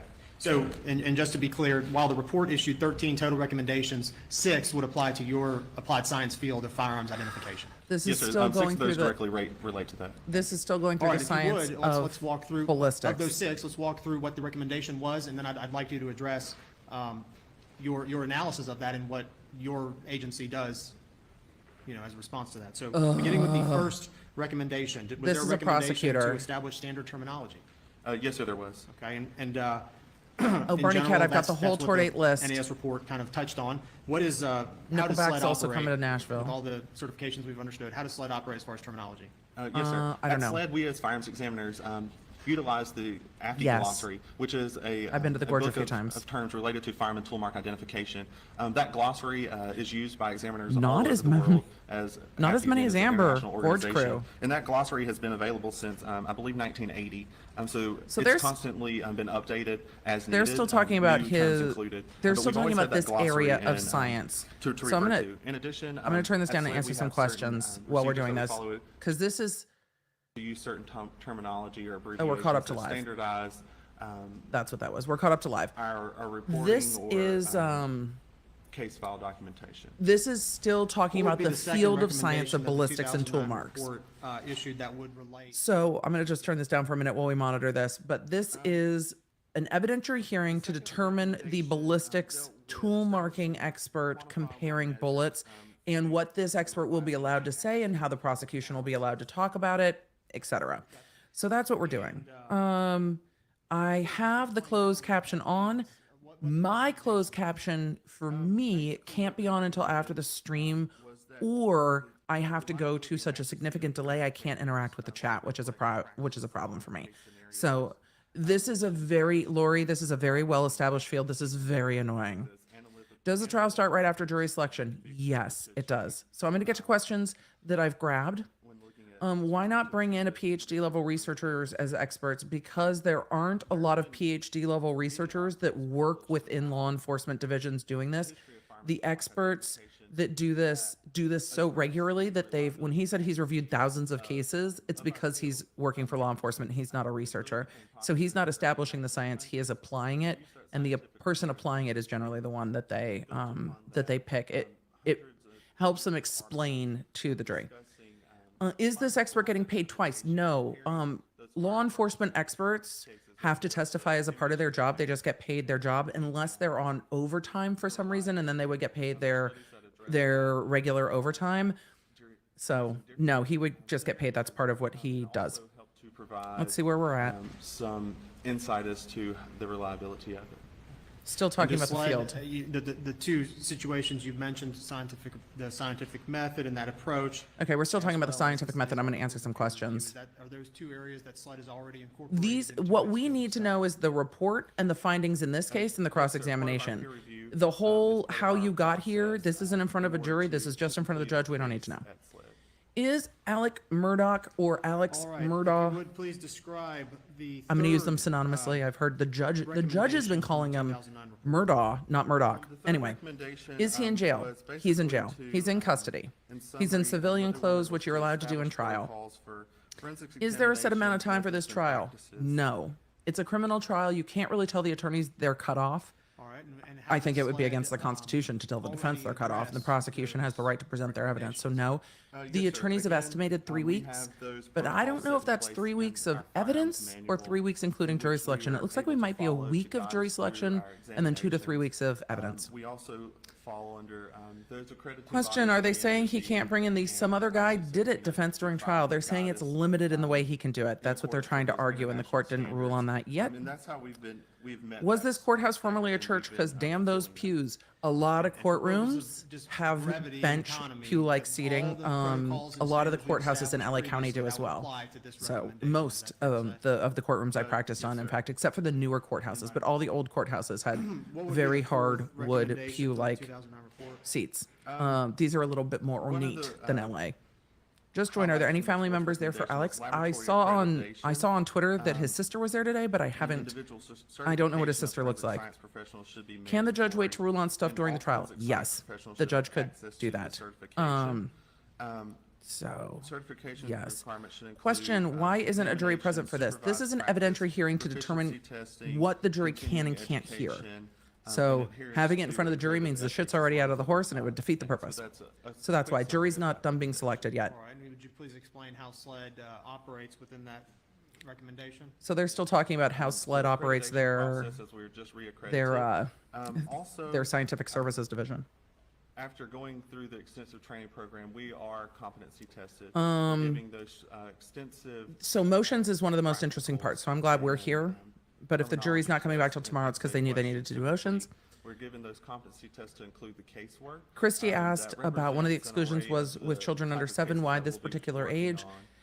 It's different in different jurisdictions. So in South Carolina, it seems that they've determined if you're a caregiver with a child under 7, then you need to be at home. And it might be to encompass school-age children. It might be because schools get out earlier in the lower grades of elementary. So it's jurisdiction. Have you figured out where the judge's chair is from? Because I'm in love with it. We haven't, but I'm here for figuring that out. It's glorious. The judge's like stately leather throne is so good. Question: how is his lawyer ethically doing this? Oh, I'm gonna wait till break, Jessica. I've got a lot of thoughts on that. They checked Alec Murdaugh for gunpowder residue for GSR, and that will come in. There was some GSR on him, but not a lot. Why is he in civilian clothing? Because for trial, you are not required to be in your jail jumpsuits. It can be considered prejudicial, so the defendants get to choose. So he gets to choose. Yes, sir. And I'm imagining that somebody went to his house and grabbed his grabbed clothes out of his closet. He seems a bit thinner than he was in other pictures. It seems like he's lost some weight in custody. I've heard some of his jail calls where he's talking about working out and stuff, so he acknowledges it. And so that's why his clothes might seem a little big. These are his clothes from his closet from his house. Wait, as a state senator, you still have time to practice law? Apparently he does. Which I actually like politicians that have jobs. I think having a full-time job as a politician leaves them a little out of touch, but that's my own personal opinion. What's your over-under on a mistrial? I'm not going to guess. We haven't gotten into evidence yet. I tend not to guess on verdicts until the evidence is in, because you never know what's going to happen. Question: the defendant doesn't want the bullets or this expert witness in the trial.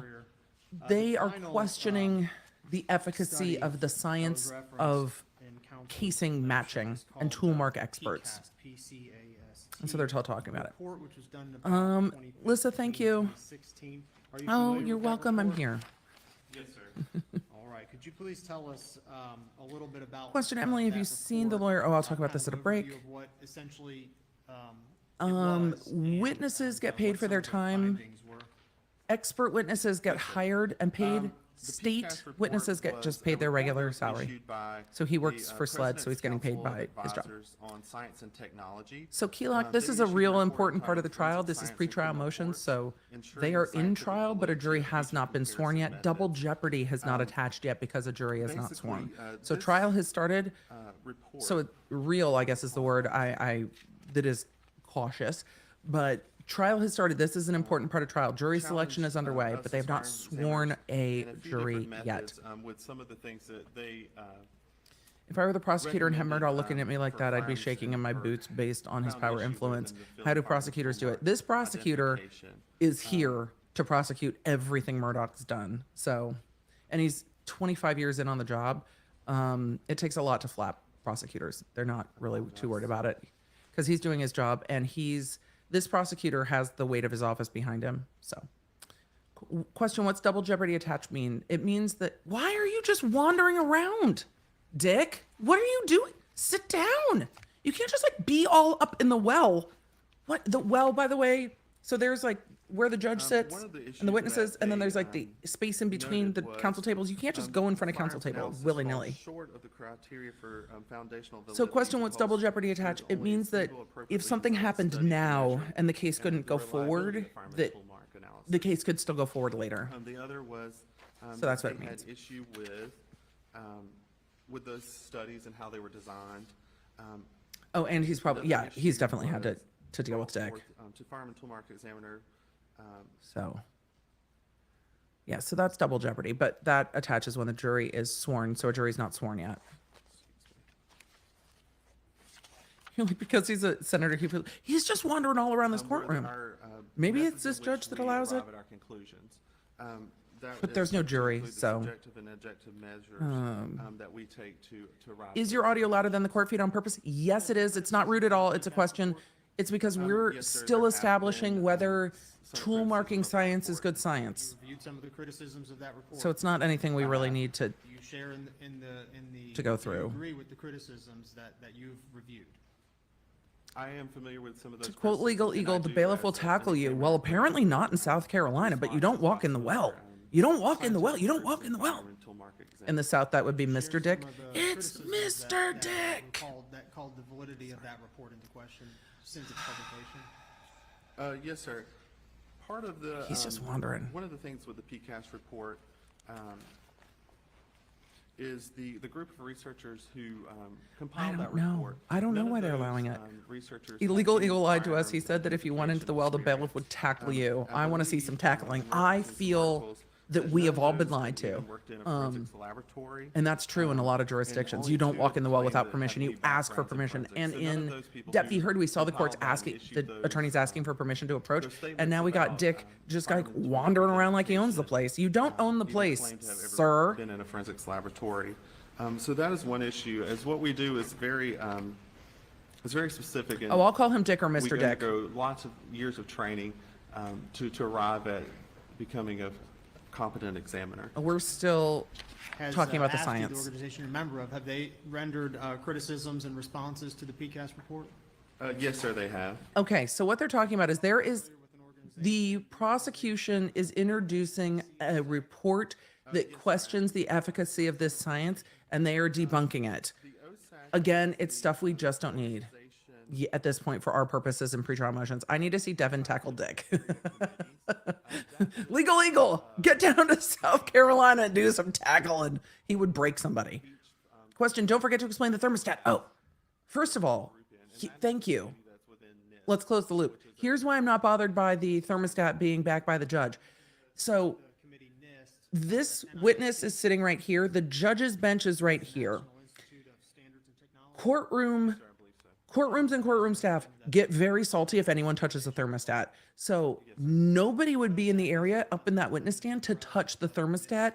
So it makes sense that it's placed back there. It might just be the layout. It might be in different places in different rooms, but he's begged the court's indulgence, which I love. So I'm not surprised that the thermostat is back by the witness box where nobody can get to it. Like, you don't just walk up there and touch it. Your Honor, certainly happy to hand over to defense counsel. Mr. Greer, thank you.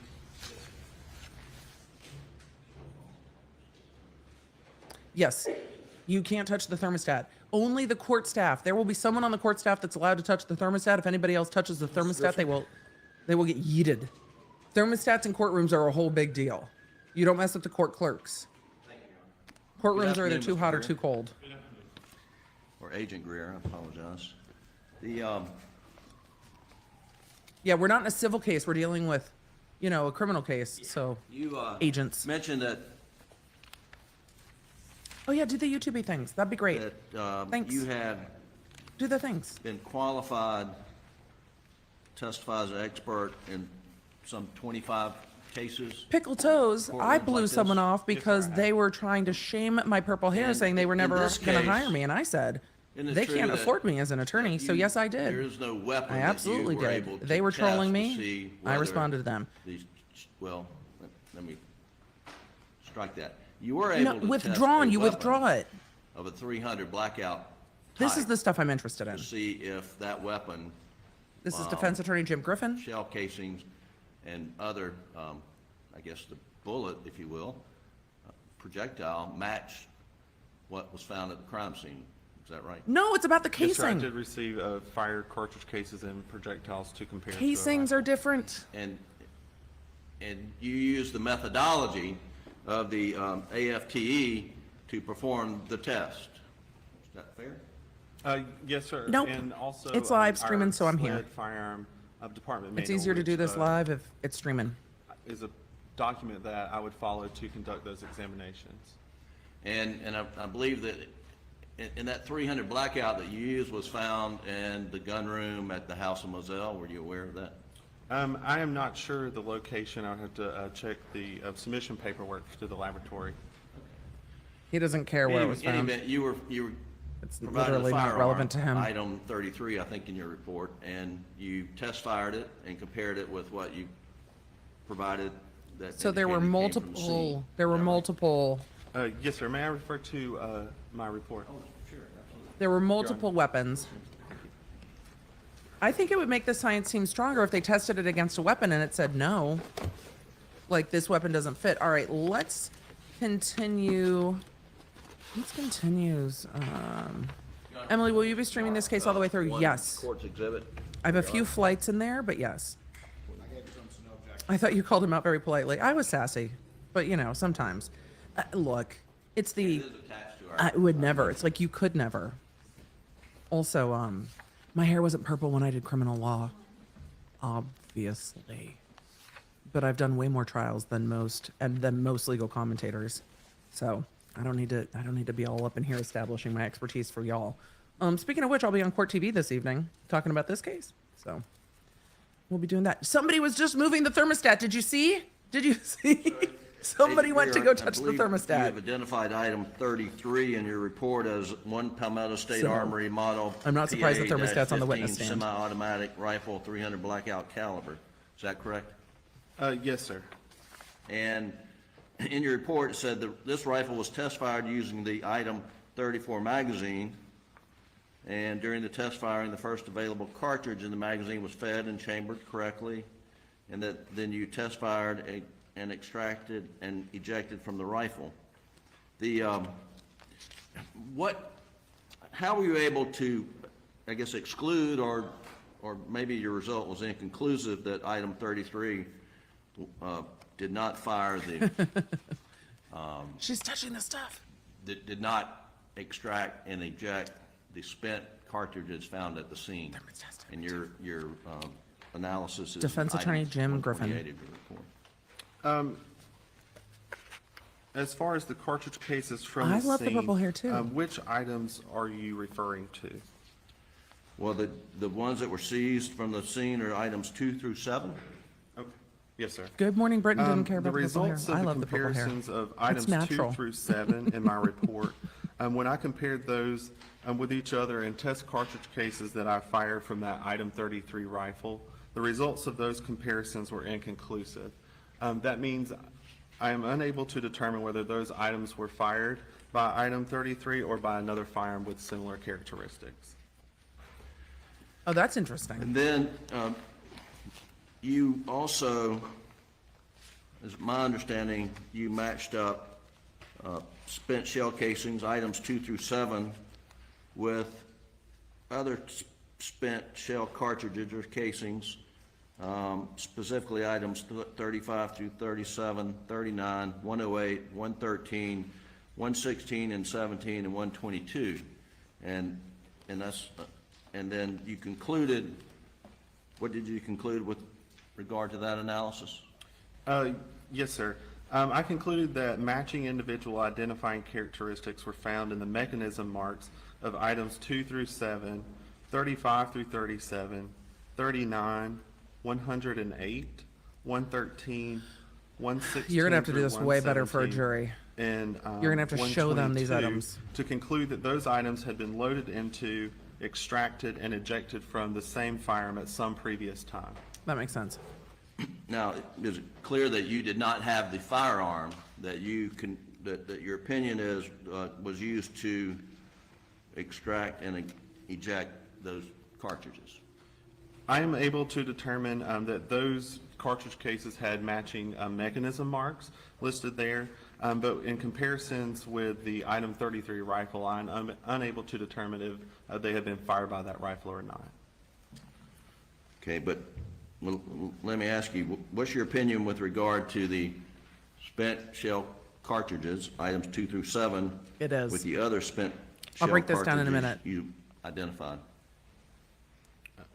Which cartridge cases are you referring to? 35 He through asked the 37, court, and he's 39, going through 108, the 113, reports, 116, the and reports the 17, defense and is referring to. 122. And this is an evidentiary hearing, It's my so opinion that those all had It's a little matching different. mechanism marks. Another common term you may hear for that is cycling. So that means that those cartridge cases at some point had been cycled through the same firearm at one point in time. I was using the marks made from those, the extractor, the ejector, and other chamber marks, the lug marks to make that identification. So those cartridge cases, I'm able to say have been cycled through the same firearm at some point in time, but as results of comparisons with the item 33 rifle, with items 2 through 7, those at the scene, the results of those comparisons were inconclusive as having been fired. Brittany, we might need Amica right now. I'm a little confused. You were saying that, the, well, let me ask you, how can you get ejector and extractor marks from one firearm in a previous time, I mean, can you do it without firing the bullet? Is that what you're saying? No, that's not what he Yes, sir. said. The cycling marks it is what he sometimes said. could occur just from cycling through the firearm. For instance, if you were to load a cartridge into that a is what he said. magazine, or cartridges into a magazine, load that magazine into a firearm, and chamber that unfired cartridge into the chamber of the gun so it's in battery, ready to fire. If you decide not to fire that weapon, you may, in this case, That it's same a rifle, weapon. pull back on that bolt handle. Eject it. In that case, in that instance, the unfired cartridge would be extracted from the chamber of that gun. But it would and still have ejected. cycling marks. There That makes can be sense. marks left on an unfired cartridge due to that process, without having firing the cartridge. But it would still have a So- projectile in it, and these don't. What level of certainty do you have as to the fact that, in your opinion, that items 2 through 7 were loaded into, extracted, and ejected from the same firearm at some previous time as items 35 through 37, 39, 108, 113, So these are the 116 through items- 17, and 122? Those are all the different What's your casings level they're of certainty? comparing. That is my conclusion. After I examined the evidence, I arrived at that conclusion based on the years of extensive training, looking at thousands of comparisons, and basing that conclusion upon that. If I thought it could have been a different answer, it could have been inconclusive, but I was able to determine that the agreement that I saw on those couldn't come to an items answer, was it'd be inconclusive. sufficient enough to determine that they had been cycled through the same firearm at some previous time. Okay. Do you hold that opinion with a reasonable degree of scientific certainty? Yes. It's my opinion that those had matching mechanism marks. Well, they have matching mechanism marks, but are you able to state with a reasonable degree of scientific certainty that only one weapon in the entire universe would have produced those matching marks? Based on all of the markings and tool marks and cartridge case and fire bullets that I've looked at in my career, I have examined and conducted thousands of comparisons. I've participated in He's very in patient. studies I would be a and terrible expert witness. I'm not this competencies patient. in which I look at things to determine if they were fired by a particular firearm, and able to Yes, build a and in the foundation in multiverse. which I can base my opinion. And it's my opinion that based on that training, based on those studies I participated in, some of those included consecutively rifle barrels, consecutively manufactured slides, and I've successfully passed those, that based on the information there, after I examined those cartridge cases for those markings, it's my opinion that those items all shared matching mechanism marks and have been loaded into, extracted, or ejected from the same firearm at some previous time. Okay. Are you aware of any studies that have ever been done on a 300 blackout? 300 blackout is a newer caliber. I'm not aware at this point in time. I'm sure That's there may careful. have been research, but I'm I not do aware not of it. have research with me today on cartridge cases of that caliber. Are you familiar with how a 300 blackout is manufactured? He did test firings on a 300 basic, blackout that was taken from the house and said they were manufacturing inconclusive. processes. They're not all the same, sir, or the that's other 300 blackout would have been the So, same. And in fact, Ugh. you know, some company or gunsmith will assemble a 300 blackout from component parts using the various component parts that are mass produced. Is that correct? They Are we still, talking about component parts of the rifle? Yes, sir. Different still have manufacturers differentiations. choose to make their parts, or they can have those supplied by other vendors. Yes, sir, I suppose so. Do you know how the 300, well, do you know how any of the 300 blackouts that Mr. Murdaugh purchased for his son Paul were manufactured, where they were purchased, how they were assembled? I do not have information as to how they were purchased or assembled. Okay. Are you familiar with production lots?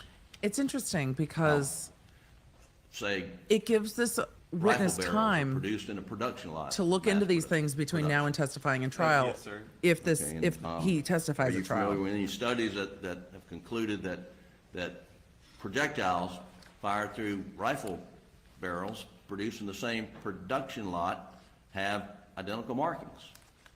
I am familiar with certain studies.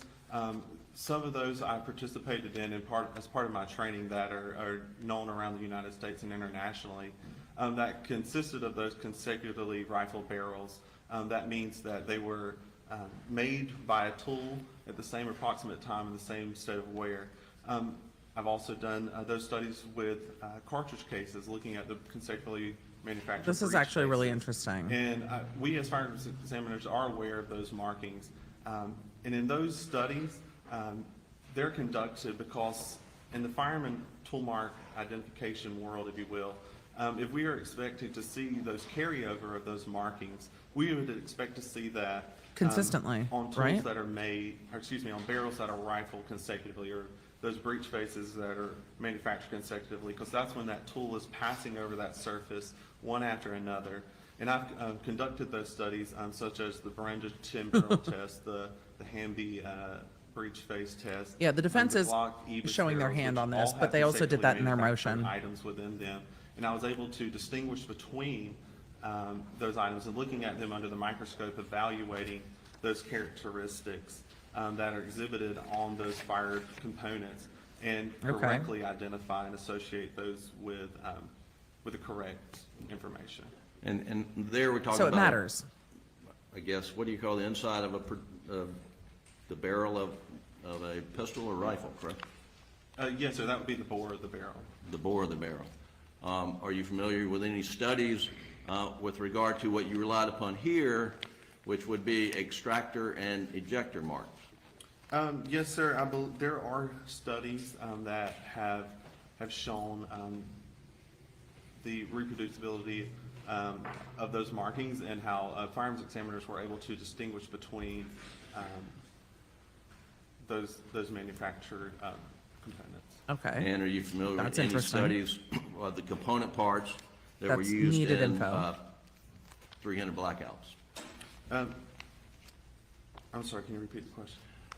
Are you familiar with any studies that were done on the extractor and ejector component parts that are used in a 300 blackout assembly? I don't have any information with me today in regards to the 300 blackout. But I all will the those next time I come to court. components Thanks for are machined in asking. Similar ways. They all have similar manufacturing processes.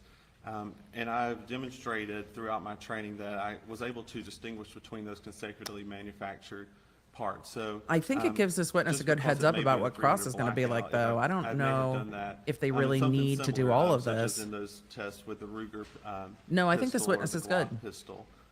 And was able to distinguish, even though they I may know. share similar manufacturing techniques. That's I basically don't Scottish have Stacy. an That's what he's article with me asking. here today Do in mass-produced regards guns produce specific to that twin-like caliber. markings? But based on my knowledge of the manufacturing process and fireman tool mark identification, I would expect to be able to rely on that. It looks information navy as blue to me being reliable to examine that on my caliber. screen. Now, as I understand it, you examined the, I guess, spent cartridges and under microscope, and you compared items 2 through 7. I'm turning this up a with little the 'cause now I others can't hear Jim to Griffin all of a sudden. conclude they matched. Is that correct? I was able to say that items 2 through 7 had the matching mechanism marks. Now, what matching mechanism marks are you referring to? Those would be marks that are from the ejector or extractor, that could include the chamber marks or lug marks that we see on that type caliber ammunition. And are Yes, those the tool only markings are marks still gonna that be different. you saw that matched? He's explaining that to this. Based on my attorney. examination, those are the marks that I was able to conclude that matched. When I looked at the totality of that cartridge, that fired cartridge case, excuse me, to look at the firing pin or breech face marks, I was unable to determine that if it was fired by the item 33 rifle or by another rifle that was similar. And that's part of it. So that's part of it. When we're not just talking about the boring down the barreling, we're also talking about where the pin hits and other tool markings specific to each gun. So even if all the barrels are manufactured at the same time, there's a whole lot of difference between the rest of it. And that's what he's getting to now. Unable to determine that if it was fired by the item 33 rifle or by another rifle that was similar. This is someone who should be testifying at trial, but that's part of what this hearing is for. Mechanisms that you say matched, how The many defense would like them to not. points did you conclude matched in order to reach your opinion that Like a fingerprint, how many there points was match? in fact a match? I'm sorry, I don't understand the question. When you compare tool marks, how many specific Yes, this is markings a on an proseworking item expert. do you need Jen's to woodworking, I'm find trying to be mindful of that. match That's in my order bad. to say that it's a I'm trying match? to remember. Yes, sir. So I don't leave my- At SLED, so I don't do this we to use y'all. a process of pattern matching. So So in frustrating. that pattern matching, we are comparing the surface contours of those tool marks to each other. Pattern I mean, matching trial is is- the worldwide we are in accepted trial method for fireman tool mark ish, identification. but So we're in line with the other jury is not in yet. laboratories, in forensic laboratories with fireman tool mark identification, to conduct those comparisons using that pattern matching method. Sandy, it's not because it can leave different And markings. how many marks make up a pattern? That's SLED. There's not a policy for counting those lines, as we rely on the pattern matching method, which is accepted throughout our field. So you determine whether it's a pattern, or is there a standard that you go to measure, to say, oh, He's just trying to attack the there's this, science this, now, and but this, that's not so necessarily it meets needed. the Save that definition of a pattern. for the jury. Based on all my training experience, looking at those thousands of comparisons, looking at items Jury has in which not I been know selected. match, This is an looking evidentiary at the hearing. agreement that's seen there between those two items, looking at items together that I know are known non-matches, looking at any agreement that may be there.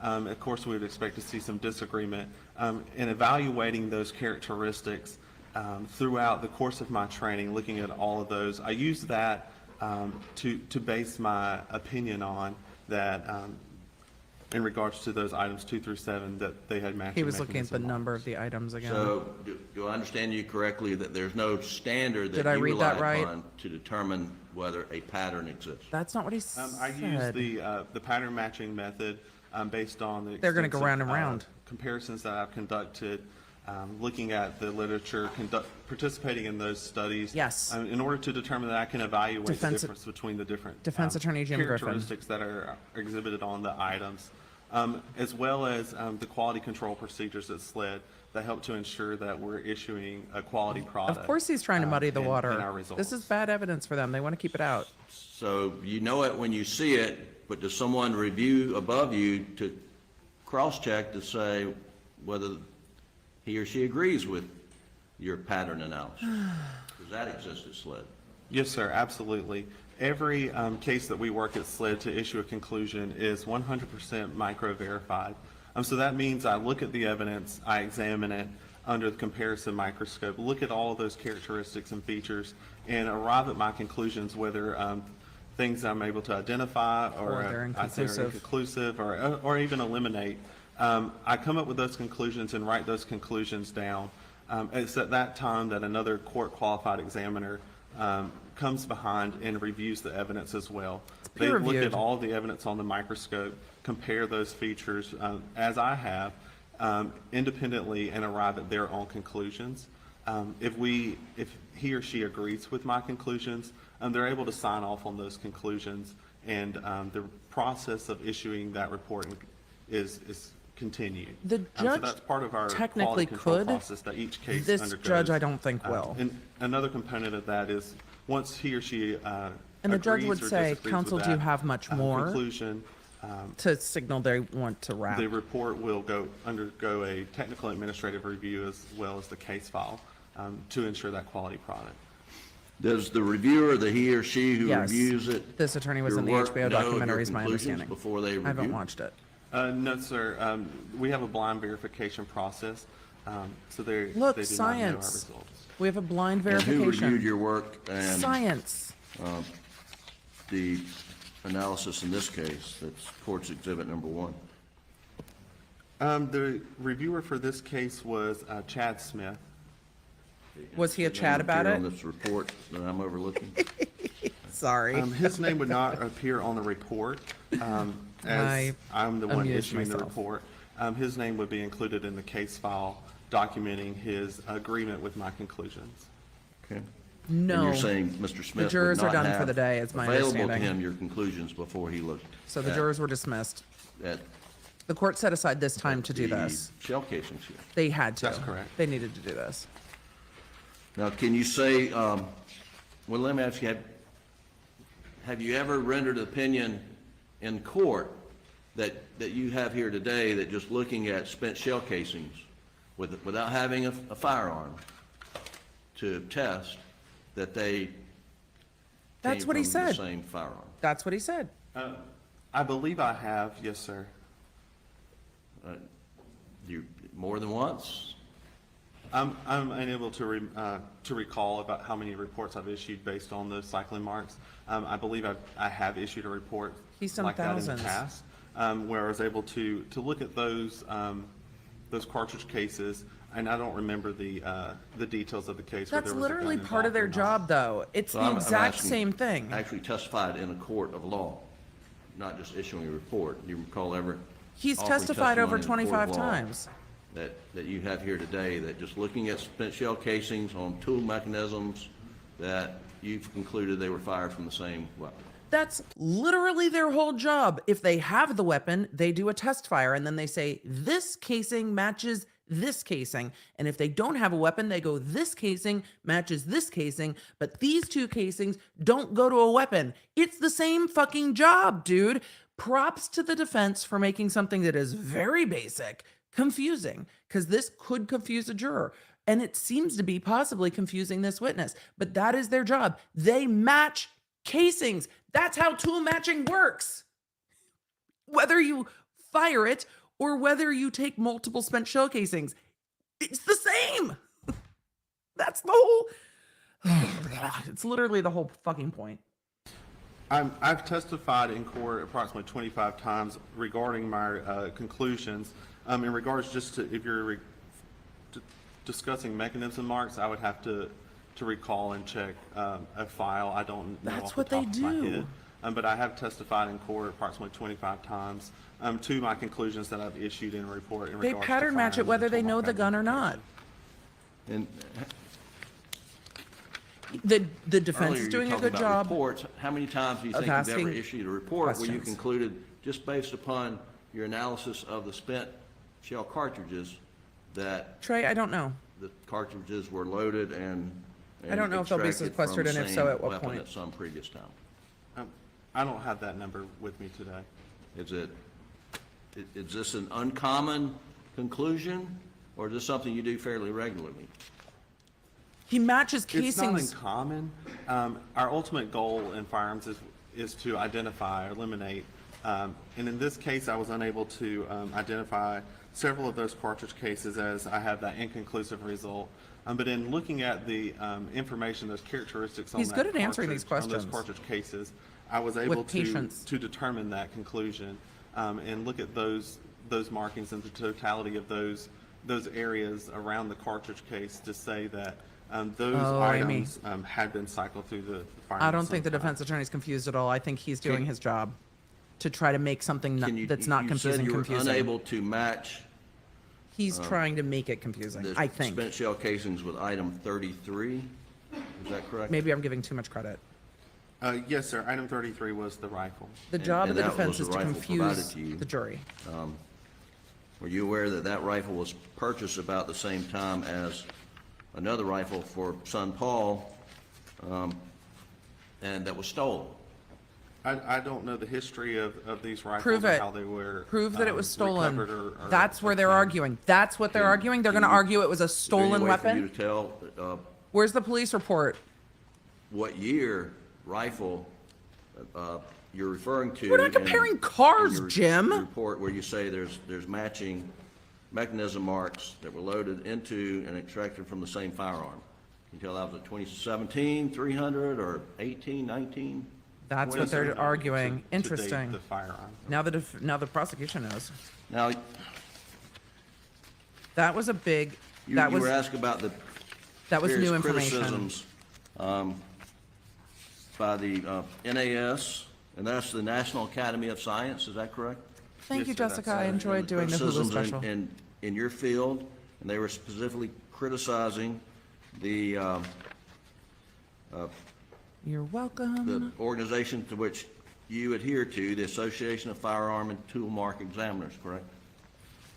Our organization issued a response I think that's where they're going with this. to those articles. Yes, sir. Okay, and you said that, that SLED continued on and, you know, and did they make any adjustments? Of course, this was before you became the 2009 report was issued before you started at SLED in your capacity, is that correct? This is going to be part of their defense, is that Yes, this sir. weapon I was was hired on stolen. at SLED in 2014, so I'm unaware of, the past. Not legal advice, but if someone steals an AK, you should report it to the police. So if there is no police report, who's going to testify that one of these weapons was stolen? And why just one? If you're going in to steal someone's guns, wouldn't you steal all of their fucking guns? And if somebody stole your guns, wouldn't you be worried that they might go commit a crime with the gun that has been purchased by you and likely registered to you? Wouldn't that be a point of concern if someone stole your weapons? And wouldn't there be a police report? Is there going to be a police report? I don't know. But it's very interesting to see the defense say, did you know one of those was stolen? Because in front of a jury, it asks the question and implies the answer, and you're allowed to lead in cross-examination. But I don't know if they'll get this evidence in any other way. So that's very, very interesting. Because I think they're going to try to argue it. But now the prosecution, because of this hearing, knows exactly where they're going with that and can try to shut it down or at least prepare for it. But there was no evidence the night of this double homicide that anyone broke into the house. So aren't AKs illegal? Not everywhere, no. Interesting. That's interesting new information. We've learned a lot today about this case. It'll be interesting to talk about. Of what may have been completed, and I was signed off to conduct rifles with the firearms scandal earrings. examinations in approximately 2017, I believe. And then there was We did just have a report legally issued blonde by the moment. We President's did. Council of Advisors on Science and Technology in 2016, and you testified about that, correct? Yes, sir. And I think you cited to the language that we. Oh, were they we ARs, not included, AKs? That's me not that knowing the enough. firearm analysis field That's still fair. falls short of scientific criteria for foundational validity. Is that right? That's their criticism? Yes, sir. I believe that Thank was their you. criticism. AK, One AR, I don't specific know. criticisms was that the AFTE's theory of identification that two tool He knows marks exactly have what a he's common talking about. origin Listen to when him. their firearms are in sufficient agreement is circular. That the AFTE declares that an examiner may state that two tool marks have a common origin when their features are in sufficient agreement. And it then defines Dick's like, sufficient "Jim, agreement as occurring when the wrap it up, examiner man. considers I'm it a bored." practical impossibility that the tool marks have different origins. Isn't that what you have done in this case? I have applied the AFTE theory of identification to my identification process. However, that AFTE theory, as presented by the PCAS, doesn't take into They're effect going to the full acronym us to entire fucking theory. death today. They make it seem that circular way when in fact the sufficient agreement threshold that we're looking for as examiners. I get that is way. I get that way exhibited, too. Again, when we are looking at Which is terrible. I get that way those too. items and those tool marks, so that the amount of agreement is greater than our best known matches that we've ever seen. Thank you in for gifted literature, in our memberships. studies based on peer review. Oh, I don't think the gun was and stolen. in other methods, that the agreement is greater than what's seen in the best known non-matches in a consistent agreement with what's seen in known matches.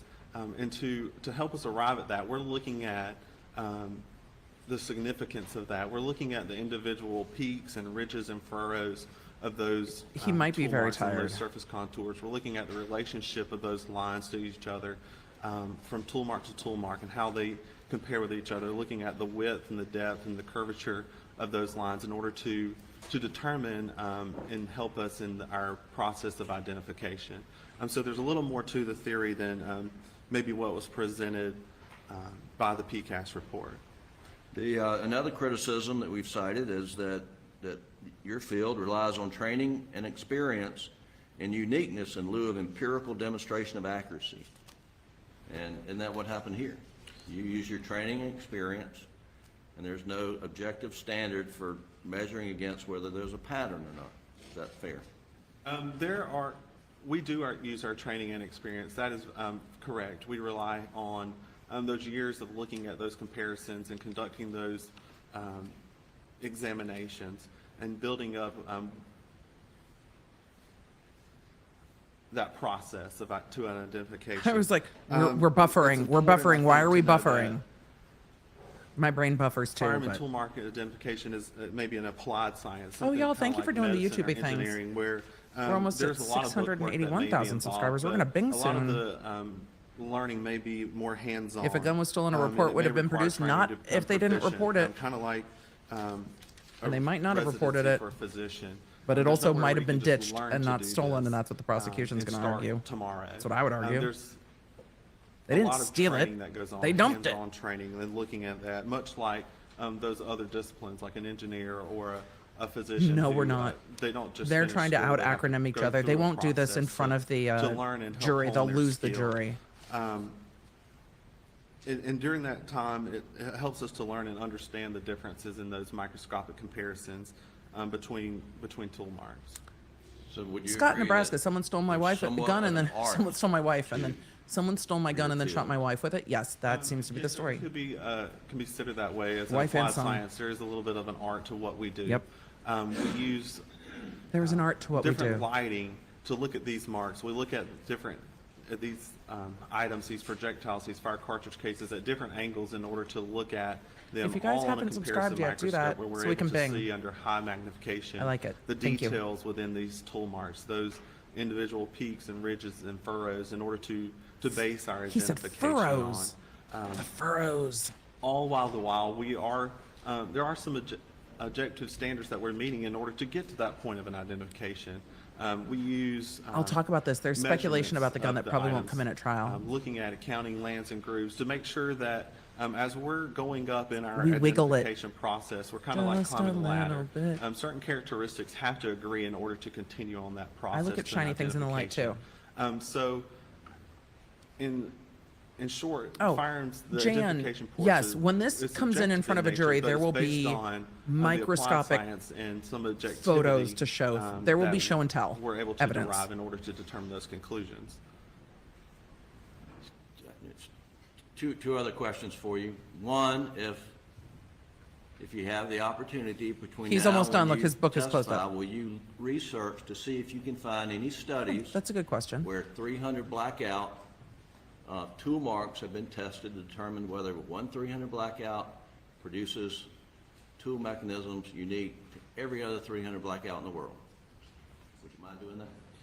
Yes, sir, I will look into the literature. I can look. Again, based on fireman tool mark identification, there's been hundreds and hundreds of studies throughout the years that demonstrate the reliability of our Did he field report the and gun produce stolen those, before Maggie and Paul were murdered? error rates to help us No go idea. I've by heard that nothing we about can that. fall under. And so knowing the machining and manufacturing process of some of those components, we can't possibly look at every firearm in the world to compare that to. However, knowing how those Yes. guns are machined and taking that information and applying it to the different components in different firearms, those techniques would carry over based on the literature that's been proven. Yes, sir. There were Might be the about Murdaghs 300 on that blackouts, but if you on wanna that do massive property seem to have AR-15s, owned a lot of that's okay. guns, but I haven't heard a number. And then, if you don't mind checking your files to see how many times you've issued reports where you just have shell casings and you've concluded that one single weapon was responsible for extracting and ejecting the shell casing. That's literally their whole job. Yes, sir. I'll see if I can gather that information. That's literally their whole job. They match shell casings. No, Dick, no, damn it, Dick, no. Creighton, sit down. Dick's not done. Don't stand up, Dick. Let Griffin do it. The judge needs to make sure it's one witness, one attorney. I think my son just walked in as I was yelling, "Damn it, Dick." Any further witnesses on this issue? What's up, kid? We need a rebuttal witness. What? Anything from the defense? No, Your Honor. Any argument? Yes, sir, Your Honor. I believe from Mr. Greer's testimony, Agent Greer's testimony, he's more than established the various factors in the counsel test. I'd like to start with factor 2, and that has been previously applied in similar situations. And again, Agent Greer testified that, of course, firearm and tool mark examination has been done in thousands and thousands and thousands, probably millions of cases all over the world since the turn of the past century, the 19th century. So I think that factor is very well established. The next factor, of course, is the methodology has been published and subject to peer review. You've heard testimony, and of course, the general experience. The attorneys are now arguing the motion after the witness has been dismissed. And subjected them to peer review. You heard about I'll talk many about this when studies he's that have been done. done in various journals, including the Journal of Forensic Sciences. You've heard about the accreditation process, which also goes into factor 3, which is quality control procedures. That includes a very rigorous accreditation from A&AB and that sort of thing, which also requires peer review. Then you've heard about the specific quality control procedures at SLED, where they have a specific set of procedures that must be used in order for these tests to be conducted. Finally, you've of course heard at SLED about blind review by another examiner who looks at those without knowing the original examiner's conclusions, who then peer reviews those particular results and determines whether or not, or it comes to the same or conclusions, or if not, then obviously there's a problem, and there's not any such problem here. If we look at the particular qualifications of Mr. Greer and just generally firearms and tool marks in general, he talked about the fact that they have to go through competency tests and proficiency tests. And one of the things that he talked about, if you look at whether or not something's repeatable or reproducible, which goes to factor 1, which of course is the scientific methodology, is he talked about participating in consecutive rifling studies. And so while that's important, Your Honor, is that's the ultimate test of the reliability of this technique, because you have firearms that have been consecutively manufactured. After they argue, I'll answer a bunch of questions. There has not been that much time for there to be wear with the manufactured components between those Yes, I'm going to have various way too much barrels. fun with that, by the way. The test to the Yes, examiner, I am. the study to the examiner is, can you still distinguish, even though those rifle barrels were made one after another? And you heard Agent Greer testify that he participated in those studies and various ones, and he was able to successfully distinguish between the various barrels, even though they were took out my in-ear to yell and- manufactured. That's obviously excellent evidence of the reliability of the methodology and its consistency with recognized laws and procedures. This is an applied science, Fred is- but you heard Fred is Agent Greer, it's running a about. highly recognized one, it's one of long standing, and you heard Agent Greer testify that it's much like medicine and engineering. The fact that it's an applied science does not make it not a science. I like that he compared it to medicine. Agent It's Greer an applied science, but testified it's still in science. great detail about much of the criticisms that were in the NAS report and the PCAS report that are cited in the defense motion. And he identified, going through, for example, with the NAS Fred is report, fretting. one of the things that he pointed out was that there was a lot of criticism about that report. And Your Honor, in our brief, which I know we filed this Lawyering, not morning so in much a response to the science, defense motion from yesterday, more of a so practice I don't know if you've had or a an chance art. to review it, but we've cited There is case no after just case one way after to do case it. that identify the problems and the refutations Veronica, of that fair report. question. But you heard from him The attorney problem, arguing with to the that court right report now is was Creighton that it was Waters. using ballistic Prosecution. imaging software, and that there was a lot of criticism as to its findings there, to the point where one of the authors of the report, Dr. I'm sorry if I don't remember his name, but you heard testimony. Doctor, from I Agent don't Greer remember about his name. that he actually issued a refutation saying, hey, we didn't mean for this report to undermine or challenge the admissibility of firearms and tool marks identification. So that addresses the NAS report. With the PCAS report, there were 6 recommendations that specifically related to tool marks and firearms identification. And you've heard from Agent Greer about how those various recommendations were either already addressed or have been addressed and how there's continued studies about the accuracy, such as the consecutive barrel test and all the Yeah, rest and of the it. court reporter hasn't told him to slow Additionally, you down. heard He's from Agent, moving. He's Greer moving quick. that in looking at the criticisms of the PCAST he's moving report, quick. which again, if you look at the cases we've cited, He's has gonna have been to slow down for rejected the by jury. the FBI. He's It's moving. been rejected by the Attorney General of the United States. As Rejected. well as the Association of Firearms and Tool Examiners. Rejected. For a number of reasons, but some of the ones you just heard testimony about, including his opinion that those criticisms were valid, were that none of the people involved in that had firearms and tool examination experience, that most of them, or if not all of them, had never even worked in a forensic lab. And of course, ultimately, you heard that they did not take into account the full theory of identification, which is the basis for this particular science. There was certainly some cross-examination about 300 blackout and that sort of thing, but you heard from Agent Greer that 300 blackout is the ammunition is made from common components. And with he mentioned also the AR-15. We are talking about matching whether or not a particular round was cycled through a weapon. Well, the receivers in these weapons, again, there's a standard component processor to that. So there still is recognized studies there, and it doesn't change the fact that 300 blackout is manufactured from commonly made components, much like 223 or other rounds. There's nothing fundamentally different about that. That's fair. Your Honor, if you look at all those various factors for the counsel hearing, I believe that they're all established in a great degree. And I think ultimately what we've heard today is the fundamental aspect of weight and non-admissibility. Certainly the defense can cross-examine, they can raise these issues, they can raise criticisms should have raised of the this sooner. science, but it's been more than established. We would submit for admissibility into this trial. Thank you, Your Honor. I think they have too. Yes, Your Honor. Oh, gosh. The standard for admissibility of expert opinion is the expert has to hold the opinion with the reasonable degree of scientific certainty, whatever the field is. Mr. Greer, Agent Greer, was unable to testify. He would not testify that he held his opinion to a reasonable degree of certainty.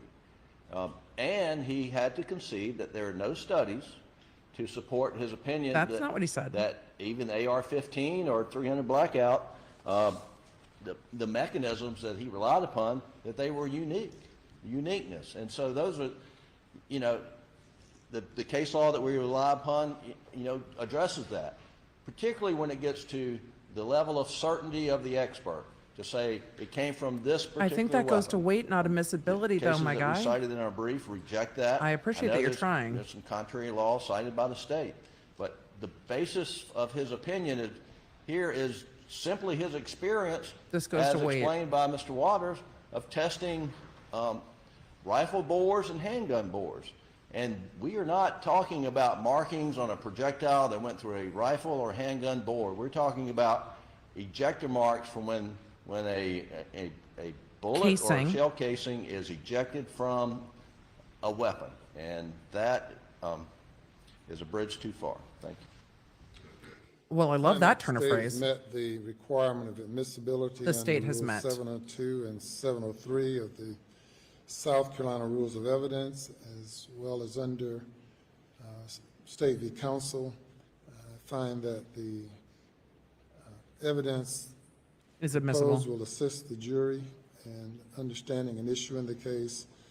The witness is well qualified and that the underlying science is reliable. The matters at issue involving this witness will be matters for cross-examination Yep. and for the jury to determine its weight.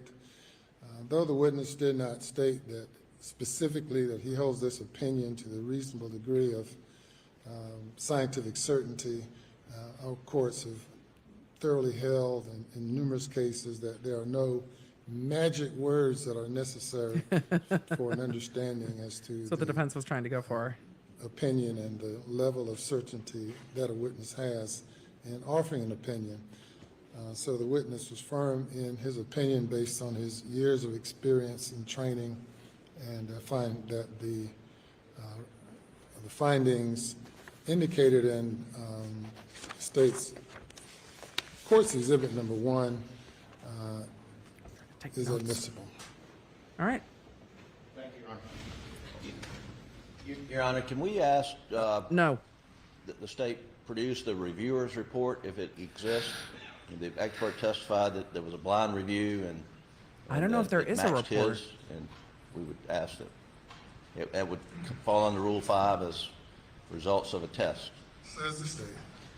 Your Honor, we've produced the entire case notes and case file. I will double check with the agents, and if there's something else, we're certainly happy to make that available. They'll yell at the agents. Well, the witness said that it would be indicated in the reviewer's report. I think he said that. It's in the notes. So, It should be He in said the it was in the notes that case have already been file. Provided, but we will double check, and if there's something. The that witness hasn't said been it was in the provided, I would be case surprised file. If that's the case, but we'll certainly rectify that if that's the case. The witness said it was in the case file.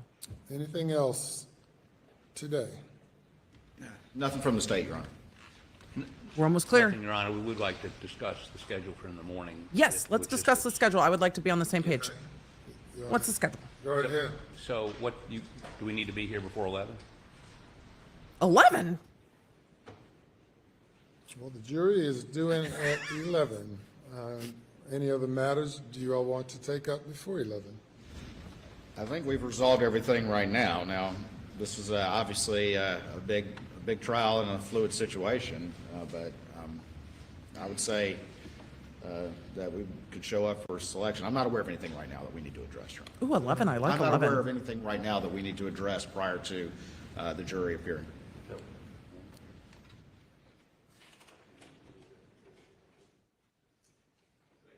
Okay. Okay. Wait, why did we cut the sound? Yo! Can we have our sound back until court is done, please? He might file a motion. He might. No, 11 a.m. tomorrow morning. This is going to be, y'all, this is going to be a long one. The defense might file a motion now. He's like, we have a new motion now. Wait, can we have our sound back, please? Hello? Can we please have our sound? I would like our sound back, please. Oh, I did pause. I paused to rant. All right, I've sped this up just a little bit to catch up to real time. The attorneys are consulting, but you could just turn our sound. Could you turn our sound back on, please? All right. I don't think we have anything to deal with before 11 o'clock tomorrow morning. All right, when the jury arrives at 11, the clerk will have to go through this process of scanning them in order to compile a list for us. I'm not sure how long that process will take. How long do you think it will? We've got somebody here about 10:45. Okay. So if that happens, we should be ready to go by 11. Okay. She said that if the jurors are timely in getting here by 10:45, as she requests them, they should have them scanned and the list prepared by 11. So we'll see you all tomorrow at 11. Court will be in recess until 11 tomorrow. All right, we're going to get to questions. The court is in recess until 11 a.m. Eastern Standard Time tomorrow, which is really, go away, which is really good news for us, because then if they start every day at 11 instead of 9 a.m., I'm going to be fucking thrilled. Let's start court every day at 10 a.m. Eastern. Gosh, that would make this much more pleasant. So we are now at 3:47 Central, 4:47 Eastern. They are resuming at 11 a.m. Eastern tomorrow. That might not be the regular time. So for those of you that are coming back tomorrow morning, I will populate my stream for 10 a.m. Eastern time tomorrow. I will just say we are almost about to bing at 681,000 subscribers. If you would like to do the YouTubey things, just go ahead and do my YouTubey things. Like, subscribe. We're going to now summarize what just fucking happened today. Then I'm going to answer questions. We have lots of super chats and questions. If you have questions, don't get to questions yet because I will not see them. I'm going to give a summary and I'm not going to look at the chat too much because I want to make sure that I summarized. So I'm going to try to summarize well. I've got a trial notebook. This is my notebook for this trial. We'll see if we go through one or more, but this is this trial's particular notebook. I really like this notebook. So, all right. Wait, we're starting at 10 a.m. Central tomorrow. Yes, we're starting at 10 a.m. Central, 11 a.m. Eastern. Thank you, Pixels and Paintbrushes, 6 a.m. GMAT tomorrow. Did I do it backwards? I might have done it backwards. 10 a.m. Eastern. Damn it. Hold on. Hold on. 10 a.m. Central Time tomorrow morning. 10 a.m. Central. 10 a.m. Central. 10 a.m. Central. So yes, for all of you on the West Coast, tomorrow is like, yay, we're not starting at 4 a.m. So yes, if I transposed it, here's the thing. If you are new here, you can put a 1 in the chat. We are professionals here, and I will tell you the wrong day, which I think I started the stream with. It's Wednesday. I will get my times confounded, and I will misspeak. It will happen. You know why? Chat, you know why?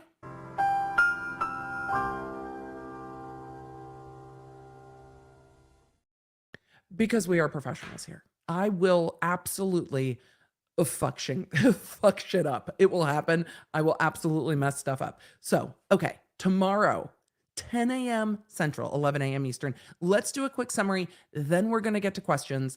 And then we're going to go. This was a very productive afternoon, and we didn't have to sit through all the boring stuff.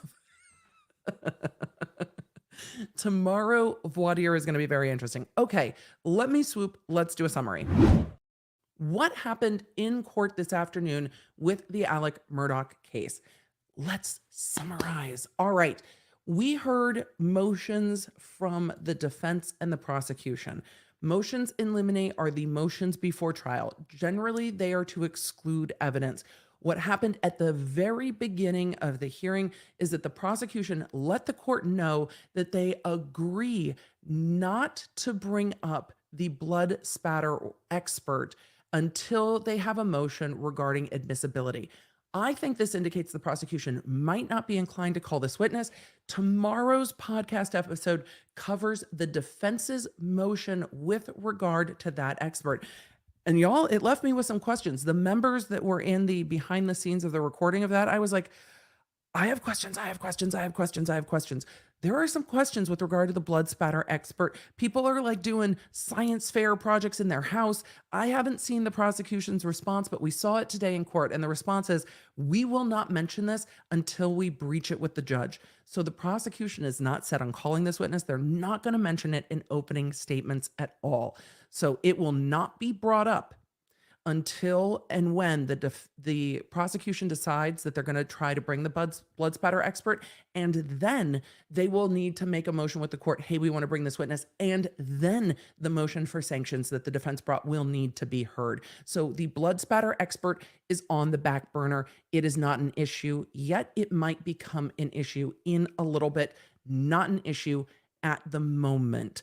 So that's what's going on with the blood spatter expert, number one. Number two, the defense asked that the evidence with regard to motive be kept out, and they keep trying different theories. We have seen multiple arguments in court about this, and the court at one point said, y'all are making jury arguments to me. That's me paraphrasing. You're making jury arguments to me. And Dick Harpootlian just dropped right into arguing in front of a jury. It was not an argument to the court. It was an argument for another audience. And the court is like, no. This is a jury argument, and now you're trying to argue two motions. The prosecution said, we need to do this, and they talked about it, and Dick's like, but we also need to do this, and the court's like, I would lose my mind. I am never going to be a judge, but I would lose my mind. I would be like, first things first, the first thing is this, then we do the next thing. Because what happened at the end of today's hearing is the judge said, is there anything else? That would have been the time to say, yes, can we also address this? But they did it backwards, and then the court did it backwards. The court said they were not inclined to rule on the pretrial motions, the motions in limine, before the evidence started to come in with regard to motive. Evidence of other crimes or other alleged crimes, in this case the financial crimes, are not always admissible. Sometimes they're too tangential. Sometimes they're too prejudicial. Sometimes they're not probative, more probative than prejudicial. There are evidence code sections that allow these things to come in for proof of something that's not propensity. Propensity just means like, you did it. So propensity evidence would be like, yeah, but this dude did this before, and because he did that before, it means he did this. That evidence is only allowed in limited types of cases, often sexual assaults. And a few other crimes kind of in those categories. But you're not allowed to be like, see, this dude robbed a 7-Eleven like 8 years ago. So obviously he's the one that robbed this 7-Eleven. That's propensity. You can't do it. So you can't say, look, there's all these financial crimes. So this person's like a bad guy. So obviously he's a murderer. No, that's not how evidence works. And you're not allowed to make those arguments. So you have to show that there's a reason to bring those prior bad acts or prior alleged bad acts in, that is not to show because you did this, you're more likely to have done this. That's propensity. No go. In most circumstances, like no go with an, like there's an, no go with an asterisk. Oh, that was too quiet. Hold on. Asterisk, because there's limited circumstances where propensity comes in, but okay. This isn't that. Then this isn't law school either. So they need to have a reason under the evidence code to bring in those prior acts that aren't specifically related to this crime. The financial things that were going on isn't specifically related to this crime. This is a double homicide trial. The prosecution is arguing, but that is the context. And we need the context of all the dominoes starting to fall for why this murder happened. That's their theory. And the defense is like, bro, no, you can't just make up a motive out of anywhere. But that's exactly what prosecutors do. It's not that they make up a motive. It's that they're allowed to take a reasonable inference and argue it. The jury can go, that's dumb, no, and ignore it. But the prosecution's allowed to argue, look, these are all the things that happened, and then this happened, and it is our theory that this is why. The defendant didn't tell them what it was. It's not as if he, said, oh, this is exactly why I did everything. No, it's not a movie with a villain that stands up and is like, this is why I'm doing all of these things. That's not what happens, but you're allowed to show motive. And in this case, they are going to need to argue motive. And you see what the defense is going to argue. You saw Dick Harpootlian saying, this was a loving family. This was a perfect family. Please. And I say that not because they're the Murdaughs, but because there is no such thing as a perfect family. There are loving families. There are close family. But what the fuck is perfect? It bothers me. Anyway, they're a perfect family, pillar of the community. The defense is going to argue on and on and on that this is a ideal family with a storybook life, and that is, the prosecution is picking on Alex Murdaugh. This was a rush to judgment. This is a miscarriage of justice. This is a persecution. That's what they are going to argue. That's what the defense is going to argue. And the prosecution is going to say, look, they might have wanted everyone to think that life was great. They might have wanted everyone to think that they had the money and the boats and everybody smiled in family photos. But let me tell you about what was going on behind the scenes. Behind the scenes, Stephen Smith died and the Murdaugh's name came up to it, and that murder is still unsolved, but the investigation is reopened. Their housekeeper died under suspicious circumstances, and then this, who's been exhumed and is now being investigated, those probably won't come up in this case, but then he stole money from her sons, from her estate. That's been proven and pled to. Then Paul is presumed to be behind the wheel of a boat during the boat crash that killed Mallory Beach. And then everything starts crashing down. There is money missing for decades. It's millions of dollars. The son is being prosecuted for boating under the influence, causing a death. And there is evidence, probably won't come in this trial, that Alec Murdaugh was at the hospital trying to get all the kids to shut up to put the responsibility on somebody else. And that is all going on in civil lawsuits.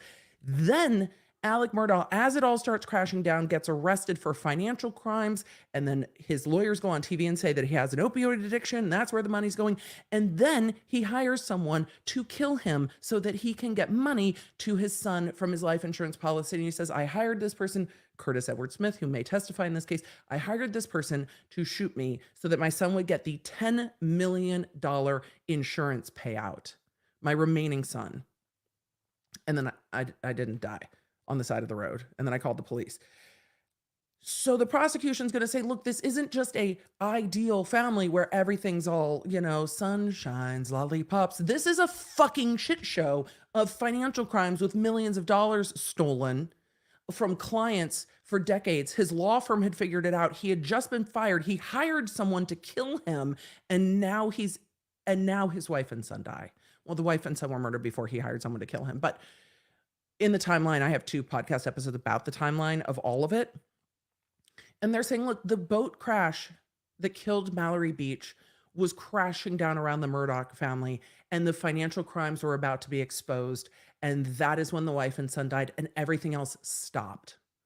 So there are civil lawsuits. There are over 99 different crimes that he has been charged with. It is absolutely a complex case. It's absolutely a lot. But the prosecution is like, you need to understand that who this man portrayed himself to be to the community and what was going on behind closed doors are not the same thing, as it so often isn't. And you need to understand what this family was dealing with and what was crashing down around him. So it's wild. And there's a lot in this case. So the prosecution wants to bring in evidence of the financial crimes and evidence regarding what was running up legally into the boat crash case, what discovery was going on. And that's what we heard the defense attorneys arguing today, that the prosecution can't argue, hey, the financial crimes are about to be unearthed by the civil case. This is where Dick Harpootlian's like, I've been a civil attorney since 1986, before most of you were born. Like, it felt that way. Your Honor, I love that this judge can be like, sir, I've been practicing law as long as you have. Please don't do this to me.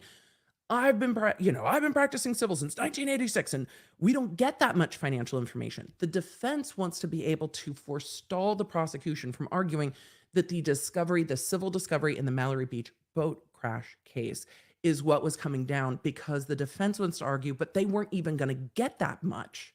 They weren't even going to get that much financial discovery. So Alec Murdaugh, being an attorney, knew that, so he wouldn't be afraid. He wouldn't be afraid of the discovery coming out because he knew what he had to turn over and what he didn't.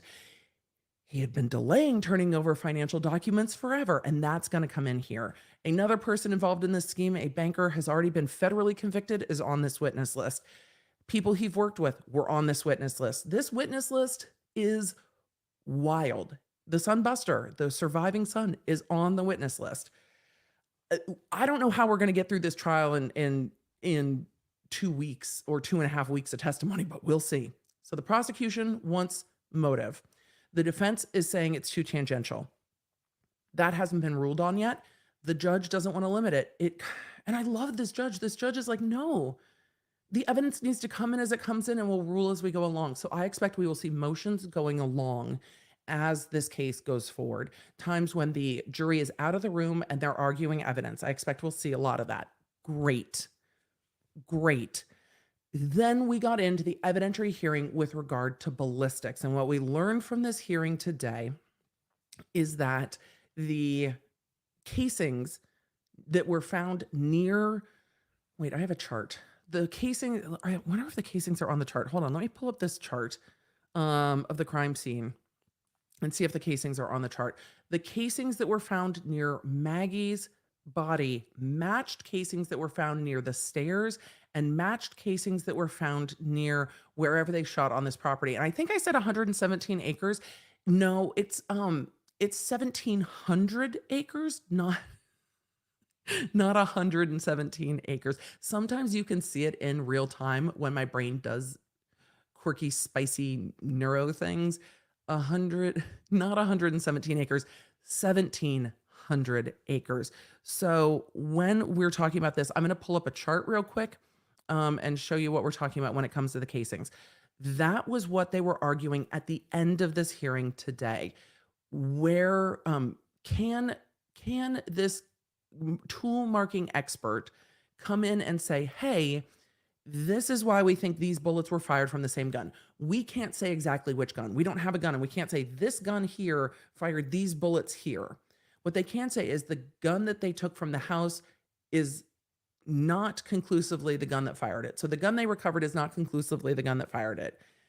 What they can say is this pile of bullets by the stairs, by the house, this pile of bullets casings, apologies. This pile of casings from the shooting range and this casings from where Maggie Murdaugh was at the time of the murder, those three were fired from the same gun. What gun it is, we don't know. We don't have the gun, but they were fired from the same gun. They have the same tool marking. And the court said, yes, the casings can come in. So let's pull this up. This is a crime scene sketch that is in a defense motion that I cover. I cover the motion in tomorrow's podcast. This is the large kennel. Here's more kennels. This is like a shed or what have you on the property near the dog kennels. This is where Maggie Murdaugh is, right here at the top of the screen. And then this is where Paul Murdaugh is. And then these are items of evidence that are recovered. And these markers 2 through 7 are cartridge casings. So 2, 3, 4, 5, 6, 7. So the casings will actually tell a story. They're numbered in the way that they were collected, but I mean, these are numbered in a way to me as a prosecutor that I would be looking at this saying, what evidence do we have that somebody was advancing towards this location? Because this is ejected casing 2, 3, 4, moving towards where Maggie Murdaugh's body is. I would also want to know what blood evidence there is around here. I would want to know if they had any footprinting evidence around here to show, did someone shoot Paul Murdaugh and then start advancing towards where Maggie Murdaugh was? Because you don't generally back up in that way, because it's casing, casing, casing, casing, casing, casing, and then these 3 casings closer together where her body was. So that I'm very interested in. And then the other casings where Paul Murdaugh was are over here, and they are casings, let's see, marker 2 through 7 are cartridge casing, 9 through 10 are shotgun shells. So 9 and 10 right here inside the storage room are shotgun shells. And then it depends on what the wounds look like. If they think somebody was standing in the storage room and shot him and then walked towards where Maggie is, that we'll see what story the evidence tells. But these are 2 different guns. That's why these are shotgun shells. And then these are the casings that we're talking about, 2, 3, 4, 5, 6, 7. So yes, 2 rattlesnake, 2 different guns. I don't know if they have a theory on who was shot first, but the way that this evidence looks to me, I could see an argument that someone was inside the storage room. If, depending on what the evidence on the body tells, I would want to know if Paul Murdaugh was shot in the front to the back or the back to the front. I have questions depending on which way it goes. But I could see an argument that somebody was in the storage room, shot Paul Murdaugh, and then walked towards Maggie, because you see the arcing of where these casings are. But I need more evidence. That's just based on one sheet of paper. I do not have. When I tried criminal cases, and I tried quite a lot of criminal cases. When I tried criminal cases, you have so much evidence to go through that you can make those determinations. Yes, there's also a bullet strike in the gravel here. And I want to know if this bullet strike number 13 is not shotgun buckshot, but actually in this arc of shooting. So I have questions about that. And was Maggie Murdaugh backing away or running away? And so we need more information. We will get coroner information in this case. I don't know if the storage room was used to store the guns, but we have photos of the storage room. There are some photos with some blood in these. These are not great visuals, but this is item number 1 was located here. What's item number 1? Item number 1 is shot shell wad. So there's wadding here on the floor. We don't have the full thing of crime scene photos, but we will. So I don't know what was stolen there, or stored there, not stolen. So that's wadding in number 1 that they were using to talk in their motion about. So is that shell casing marker inside the big kennel marker number 8? Let me pull this back up as we go through this evidence together. These in the storage room, we have 1, 10, and 9. So in the storage room, item number 8 is tire impressions. So I don't know where the tire impressions are on this, but item number 8 is tire impressions. So, and then 9 through 10 are shot shells. Marker 11, not used. Marker 12, suspect biological material. So they recovered, where's 12? Suspect biological material, we'll see what that is. Marker 13 is a bullet strike in the gavel. So we'll learn more about this as we get into this trial. There's a lot of questions. We have learned some things about this case, but not all. So there was a question if Canty, if she was running away Wouldn't her head be in the other direction? It depends.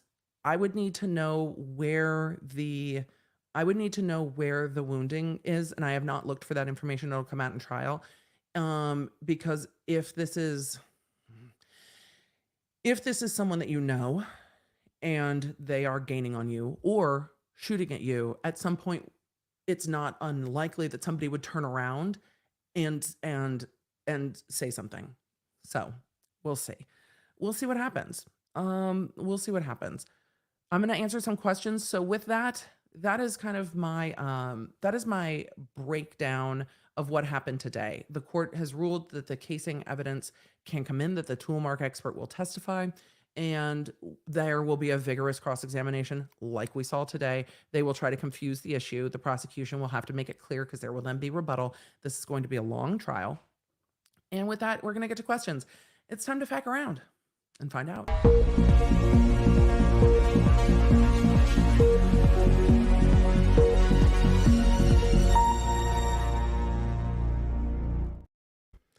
And then I have to go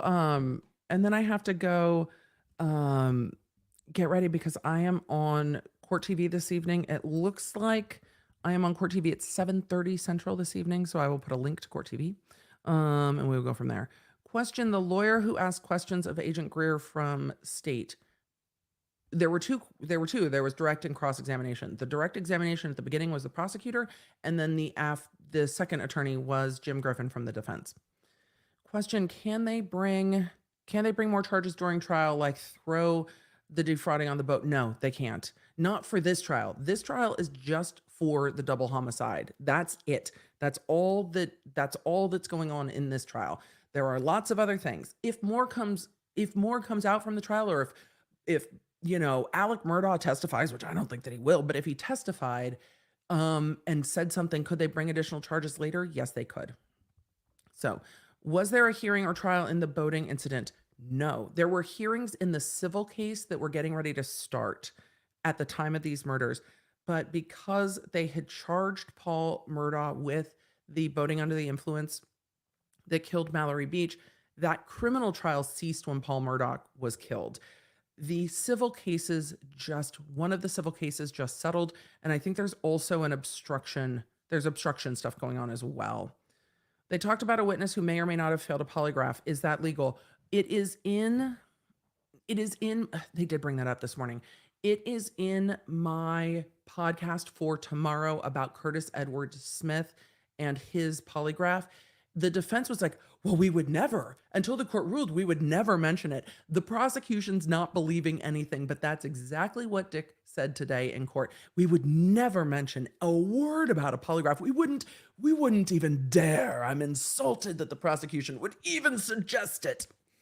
Like, that was his kind of response to it today. But we'll see what happens. But no, that's generally not evidence that's going to come in. I think the defense, I wonder if the defense is going to try to argue, look, the gun was stolen and somebody came back and murdered these two to get after Alec Murdaugh. When Alec Murdaugh talked on 911, he said that this had to be related to the boat case. No, that wasn't in the 911 call. That was when officers arrived. We'll see what happens. It's very, very interesting. So, Maggie's wounds had downward trajectory and thigh wound and wrist. Once it comes in, we will see, and I'll give more thoughts on that. I haven't looked into that. So let us go through as many questions as we can, and then I will go get ready for tonight. If the gun was stolen, isn't Alex Murdaugh obligated to report the theft to the police because he's a lawyer? I mean, because he's a lawyer, he's obligated not to steal from his clients. It didn't stop him. Any human is obligated to report a stolen weapon to the police. It doesn't mean he did. So I think they're going to try to argue it. If I'm the prosecution, I'm saying without any evidence of this and without him testifying, I would say that can't even be introduced to the jury. He can't even ask it on cross-examination until someone testifies that gun was stolen who has first-person knowledge. Now, whether that's Alec Murdaugh himself testifying or not, you can't just throw that out there to the jury and be like, the gun was stolen. Prove it. You can't just throw it without reasonable belief that there will be evidentiary support for the proposition that will be admitted into the trial. Question, are the suspected issues with SLED investigation because of Alec's role as a volunteer with them and conflict of interest going to be an issue with any SLED witnesses? I don't know. I think SLED didn't think he was the suspect at first, and the defense is going to say they stopped investigating any other possibility and were just investigating him. I think it's the other way around. I think they were like, oh, it's the Murdaughs. Like, I think they treaded too lightly at the beginning of this. Will all of this trial be televised? Yes, that's what we're doing here today and every day. Yes, it will. It will be here. Let's see. I will keep going. I'm going to look at a few more. Question, the prosecution does not need to prove motive. That's correct. Isn't it when you lack facts, you base on motive, aka financial reputation? I don't think that's necessarily true as a proposition in all cases. What I do think is when you're dealing with alleging someone shot their wife and son, you need to explain why.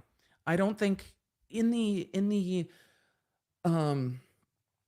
in a couple of the cases that I've covered, there are a lot of questions like, but why would they do that? Well, we don't know, but they did. You know, why would you end up here? I don't know, but we did.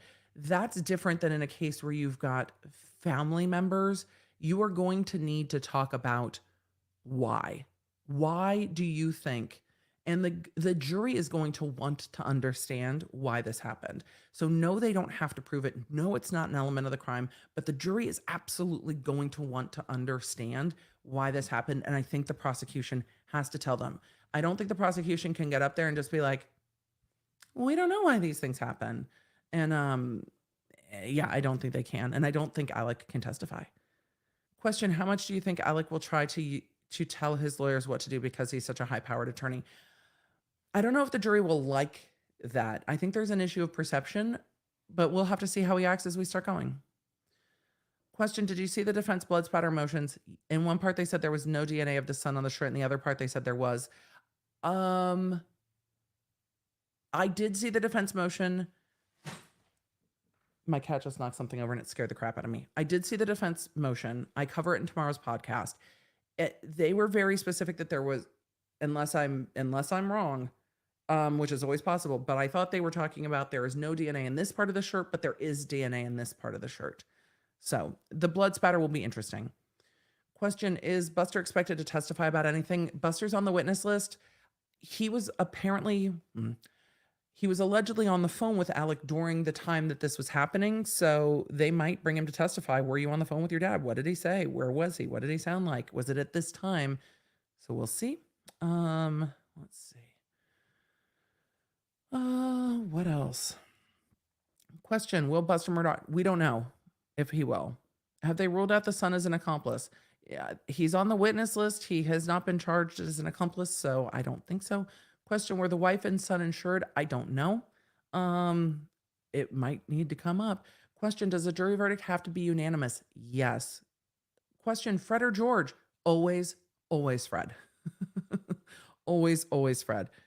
Question, would they not have the phone records? They should have the records and they should have the pings of where the calls were taking place. They should have that. I want to see it. They should have that evidence, and I very much want to see it. Leslie Ann, thank you for the super chat. I think the shooter was outside the tack room to the left of the door, and then they shot Paul first. Then Maggie came towards the sound where her son was out of maternal concern, and the shooter met her in the corner of the kettle and shot her. It's possible. It's absolutely possible that that's the order we're talking about. And we'll see what the prosecution says. They're going to walk through this crime scene, and they might do it in their opening statement. We'll see. Why did they pause jury selection instead of go over evidence submission?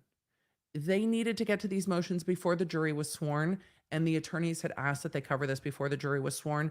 They finished one phase of jury selection, so they finished the qualification of the panel, and they were getting ready to shift into voir dire. So it was a natural pause in the day to bring in, because they needed to also reset the panels, and you heard the judge talking about that at the end of the day. They needed to reset and set their list of the jurors that are included and excluded.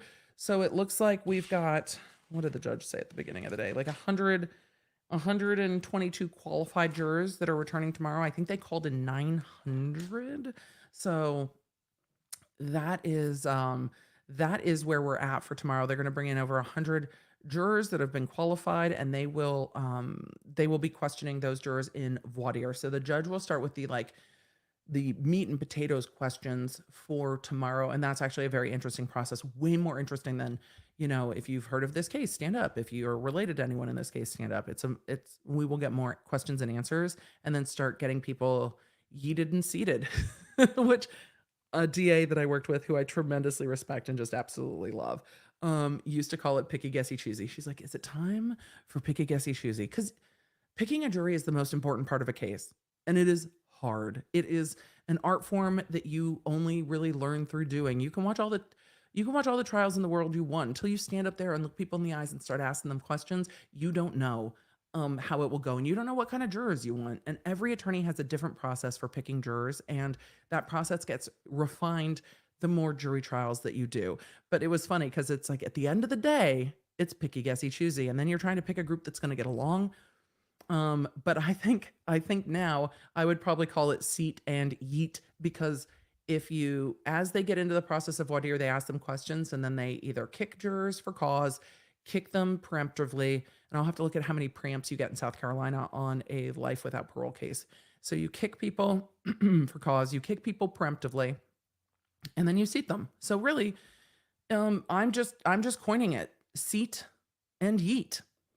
Let's see. Thank you for streaming. I needed a distraction from what happened this weekend in Los Angeles. Los Angeles has been going through it, so I can absolutely understand that. It's been quite a lot. Can we please get a link to the notebook? Yes, I can try to find a link to the notebook. I think it's from Target. So I will try to find it. I think it's from Target. It is, who is this notebook by? I think it's a Noted. So I think that is a Target brand. So I think that's where it's from. L. Denard, I have a degree in philosophy of science, really skeptical regarding the science of ballistic matching. If I'm a juror, how much of my training can I consider? How much can I share with other jurors? You can share your training and experience. They'll ask you about it. They'll ask you about listening to scientific experts. But if you're skeptical of things like, fingerprint matching too, they will ask you about that if you're seated on a jury. Emily, you should be a judge. You'd be amazing. I assure you I would not be amazing. A, my face has no chill. B, it's a lot of paperwork. C, if I had to sit all day and try to check the little boxes for like probation and parole, the amount it would stress my ADHD dyslexic ass out. I would be like, what if I check the wrong box, then shit is going to be a problem. And I think I would be. I don't. I think I'm much better suited to doing this.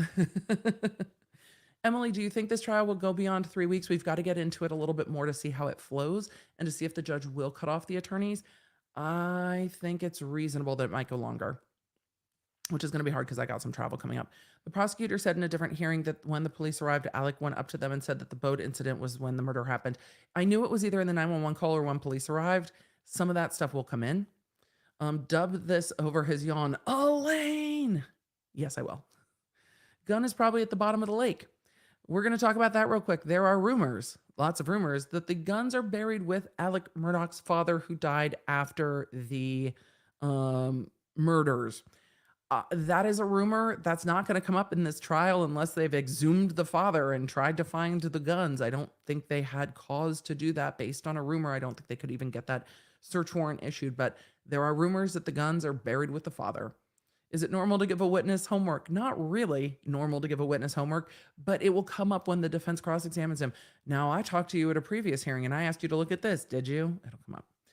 Trial with jury starts tomorrow. Linda, the trial with the jury started today, but I think what you mean is, does evidence start tomorrow? No, evidence doesn't start tomorrow. I don't even think we'll get to closing arguments tomorrow. I think we're looking at closing arguments Thursday, Friday. What do you think the judge... Do you think this judge thinks this is a waste of time? Sorry, that was a lot of T's and it paused my brain. No. The judge decides to argue what they want to argue, and they need to be heard, and it's part of the process. So I don't think he thinks the process is a waste of time. He might grow weary of the defense's grandstanding, but Jim Griffin was not grandstanding as much as Dick Harpootlian was. Do defense attorneys act ignorant on purpose? That's not a defense attorney trick. A lot of attorneys will, did I say closing? I meant opening. I meant opening. It's late. I meant opening statements, not closing arguments. We're professionals here, folks. I've already warned you that we're professionals. Yes. Opening statements. And I don't think we'll get to opening statements until Thursday or Friday. We'll see how fast tomorrow goes. So, yes, I mean opening statements, which are not opening arguments. They are opening statements. No, I didn't mean we can't close until I close at the open. I open at the close. That's what I meant. I opened at the, it was a riddle. No, it wasn't. It was just me misspeaking. So, no, opening statements. So, as I was answering, that's an attorney trick. We all do it, literally all of us, depending on the day and the circumstances. This is not a defense attorney thing. A lot of attorneys feign ignorance. You know why? I want you, witness, to explain it to me. And the more I don't know, the more you might try to explain, and the more you might try to explain yourself into a hole. So this is an attorney trick. As Rob said, lots of attorneys do this in all different circumstances and situations. It's like, well, explain it to me then. It's like, you just don't know it. Explain it to me. I would love to hear. The jury's right here too. So no, this is an attorney thing, and one of the best things on cross-examination. You can't do that so effectively on direct, but sometimes. Yes. So I misspoke. Have you tried Rocketbook Notebook, reusable notebook where you can scan notes into PDFs? Could be a fun way to show us your notes. I have not. I don't know what that is. Do you think Dick will walk around during trial like he did today? I don't think so. I would be uncomfortable as a juror if I saw that, and that's why I don't think he will. If he does, we'll see what the juror thinks. I'm in the replay crew tonight. Well, we're still here, but just wanted to share. I finally got my ADHD diagnosis, so I'm not autistic and ADHD. You give me hope. Lana, thank you. And congratulations. I think the more we know about ourselves, the better we can advocate for ourselves. So I am always a big fan of knowing so that you can advocate for what you need. Question, does the expertise have to be proven in every trial? I thought we knew about fingerprints, DNA, and bulletproofs. Yes, it has to be proven. When it's, there's a couple ways to answer this. So I'm going to try to do it concisely, but I don't know if I'll succeed. What time is it? We got time. Even if it's established, you still have to establish it. The defense in this case is arguing, hey, you can't let this in. And the prosecution has to say, hey, this is settled. This can be let in. This is actually has evidentiary value. And that's why they did the evidentiary hearing on it today. And then when it gets to the jury, you can't just say to the jury, hey, everybody knows this. You have to then explain it to them. So we're going to get a lot more on this expert and this science when it comes in. There's motions all the time with regard to things like PAS machines and breathalyzers and stuff like that. Even though there's a lot of science on it, even though it's admissible in so many cases, it still comes up. So yes, it comes up case after case after case. Jenny says, hi, Emily. Love your coverage of every case. It's so insightful. Well, thank you. I was wondering, are you going to cover the Sarah Boone case in April? I have not followed this case. I can't tell you. I don't know yet. I do enjoy covering live trials. Anne said, if someone stole my gun, the first thing I do is file a police report. It's part of being responsibly armed. I agree with you. I absolutely agree with you. Defense, what proof do you have that this color is purple? Which is exactly their job. So that is what they're doing. Question, they are proving the science to the judge, no, or the constitutionality. They were proving the evidentiary value of the reports to the judge. Question, could this be evidence that leads us to believe that one firearm was used instead of two? No, Doris. In this case, there is shotgun shells and then there are cartridge casings. So two different types of ammunition, two very different types of guns. J. Michael said, isn't that the problem with voir dire defense giving a heads up on what to prepare? They have to at some point, and I don't think it's a problem. Like problem, I guess, implies a judgment, but I don't think it's a problem. I think you have to ask jurors questions to see what they think. And by that point, I mean, I was rarely surprised by what the defense was arguing. You could kind of see the way that they were going in their opening, and they're going to tell you in their opening anyway, so you kind of know. So, are you going to cover the Petito case later this year when it goes to trial? If the Petito laundry parent case that now has the attorney looped into it, which I'll probably cover next week or in quick bits, if that does go to trial and it is televised, everything else has been televised, yes, I will. So I've been following that since the beginning. Will you be following the Daybell case? I don't know if I'll be covering it. I'm keeping an eye on it. I don't know if I'll be covering it. So The chat. Why did you tell me about Rocketbook? Oh, now I'm Chrome browsing. All right. All of you are having a great discussion on Rocketbooks. I'm here for it. I love it. Anything we can do to make our lives easier, I love it. I'll take a look. Can we have a TLDR of the big moments from today? I had to leave.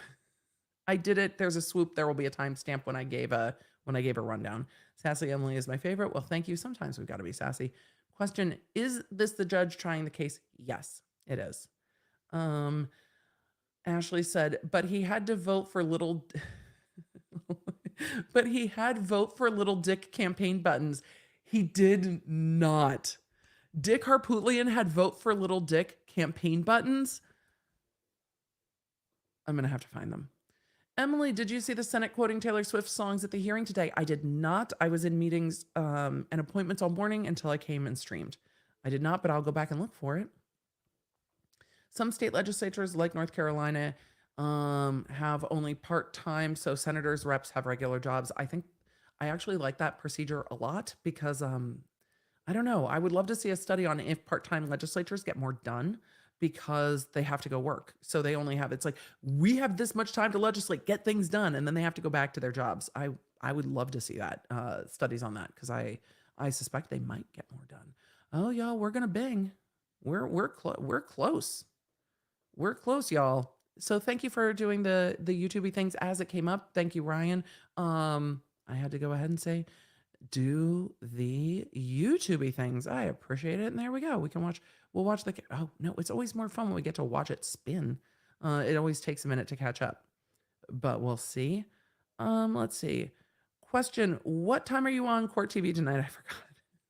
I will put a link. It's courttv.com. And I am on, what time am I on? I don't know. Let me look. I said it. Let me look again. I have a message. I am on at 7:30 Central Standard Time. Maybe we should just pin it in a comment. Alas, I can only sub once. Yes, don't sub again. Question: y'all know the age of the judge? I have no idea what the age of the judge is. I like him. I like him a lot. Let's see. Let us keep going. We are going to bing soon. As a Southerner, I understand that the expert is trying to be respectful, but I think if he dropped the sir, he'd sound a little more authoritative. Some experts are never going to do that. They are always going to reply to the defense attorneys that way. So I don't know. It just depends. I mean, they know their jurisdiction better. And this expert has testified at least 25 jury trials. That's a lot of trials, more than a lot of attorneys have ever done. So I don't know. I think they know the jury's in their area. And I think if it didn't come across well at other trials, the district attorneys or the AUSAs would have told him that it didn't come across well. So you got to play to your area. There are things that will annoy me as a trial lawyer, but I'm a trial lawyer from Southern California. Things that would bug me as a trial lawyer from Southern California that might bug my jury might be completely inapplicable. I said that very odd, but might not be applicable to a jury in South Carolina or to a jury in Michigan or to a jury in Wisconsin. You have to know your jurisdiction, which is why local attorneys are so important. Deborah asking the important questions. Do they have the weapon? No, they don't. The weapons are gone. How much time between when the prosecution thinks Alec Murdaugh was on the property and when the police got to the property is something I very much want to know. Question: Emily, have you seen that the lawyer in the Gabby Petito case is now included? I know that the motion hearing was today for whether or not Stephen Bertolino would be included in the lawsuit from Gabby Petito's parents to the Laundries, now including Stephen Bertolino. I saw that it was going that direction. It doesn't surprise me that that was the court's ruling. I will probably round that up on next week's podcast because I'm going to try to quick bit the trial coverage and then cover the things I'm not getting to because of trial coverage on quick bits. It's just a lot. It's just a lot. Make a note. We're doing that on not quick bits. We're doing that. Donna C asks, question: is this essentially a deposition of this witness? Depositions serve a different purpose. This was truly an evidentiary hearing. Hey, Your Honor, this is why this evidence should come in. You need to hear it outside of the presence of the jury to decide, because the jury can't hear all this if you decide it can't come in. So no, depositions are more evidence gathering and less evidence proving, if that makes sense. Heather said, I've been rewatching your coverage of Deputy Heard. Excited I get to spend the day with you again. Yes, every day, all day, every day. Harpolian is known for his theatrical style and gotcha moments in the courtroom. We will see. I'm sure they're all prepared for it. Question, later in court, will all of what has said come up? Is that why he's doing this now? Kind of it'll come up. This hearing, I mean, this witness will testify again, and there will be questions depending on what the witness says as well. I asked you, the last time we spoke, I asked you this and that. Jabber said, question, but they don't have the weapons, so what is he going to testify to? Would it only be to see what the brass casings say matches? Yes, it would be to say that the casings by Maggie Murdaugh's body are a match to casings found in other places on the property, so that the weapon used over by the stairs and the weapons used on the firing range and the weapon used to shoot Maggie Murdaugh are likely the same weapon. What weapon that is, we don't have it. They're going to know the caliber, but what weapon that is, they don't have it. But the prosecution did say that they have a sales receipt showing that 2, or at least 2, of those 300 blackouts were sold to Alec Murdaugh, and 1 is missing. And there's probably not a police report. So they're going to say, look, they bought 2 of these guns. It's inconclusive that the one that was recovered, like the gun that they recovered from the house and did test fires with, didn't match. It was inconclusive. So it wasn't a match to those casings. So that gun was inconclusive. They're going to have to explain well to the jury that inconclusive means that this is excluded from being the gun that shot these, and there's a gun missing. Well, if somebody comes in and steals your guns, wouldn't they take them all? I hear somebody rambling around in my hallway. Catrice said, had a rough day all around, but law and EDB always make it better. Well, thank you. I'm here for it. Question, comment, as a Southerner, Mississippian, I'm low-key anxious that proceedings will be covered by others as puerile instead of charming. Perhaps I'm traumatized. Thoughts. I delight in regional dialects anyway. So I find it kind of delightful that there is so much respect in court. I enjoy it. So I don't know how others will cover it. But I think judging someone on their accent, the way they speak, the color of their hair, the size of their body, their, basically any other attributes is kind of dumb. You judge people on people. So I don't know how other people will cover it. I think it's delightful. So I'm personally delighted by all of it. And I like that in covering trials all across the country. I liked it in covering cases in the Midwest. And I enjoy the regional differences in the way people talk. I think it's great. So question, how did the housekeeper die? Did someone push her or did the dogs trip her? It's being investigated. She died under suspicious circumstances. So we will see. Question, have you seen the Koberger updates with regard to possible conflict for the defense attorney and the email from Koberger to the chief of police? I did not see the email from Koberger to the chief of police. I will cover in quick bits the other thing, but I did see the Koberger updates with regard to the defense attorney, and I saw that was addressed on Twitter by Andrea Burkhart here. I'll just, for all of you that want to know, because now everybody's going to be like, wait, what? Holds please. Let me go to the tweets, and then I got to go figure out, I got to go fix my hair and get some food. Me planning out my day.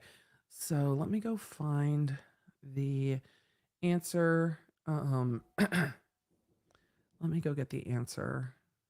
So I think Andrea Burkhart also talked to Ian Runkle yesterday about the defense attorney conflict. Andrea Burkhart is a defense attorney. So when you're looking to talk about defense attorney conflicts, I always, I always go to looking at what defense attorneys say. But what Andrea had said on Twitter, and I'm not seeing it off the top of my Twitter, is that there are factors that make it not a conflict.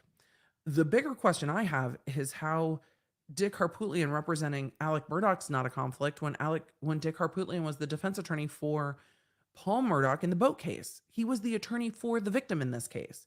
So it's different. In the Idaho case, it is that the defense attorney had been at some time, and I don't know how much the defense attorney had worked on that case, but had been at some time one of the victim's mother's attorneys.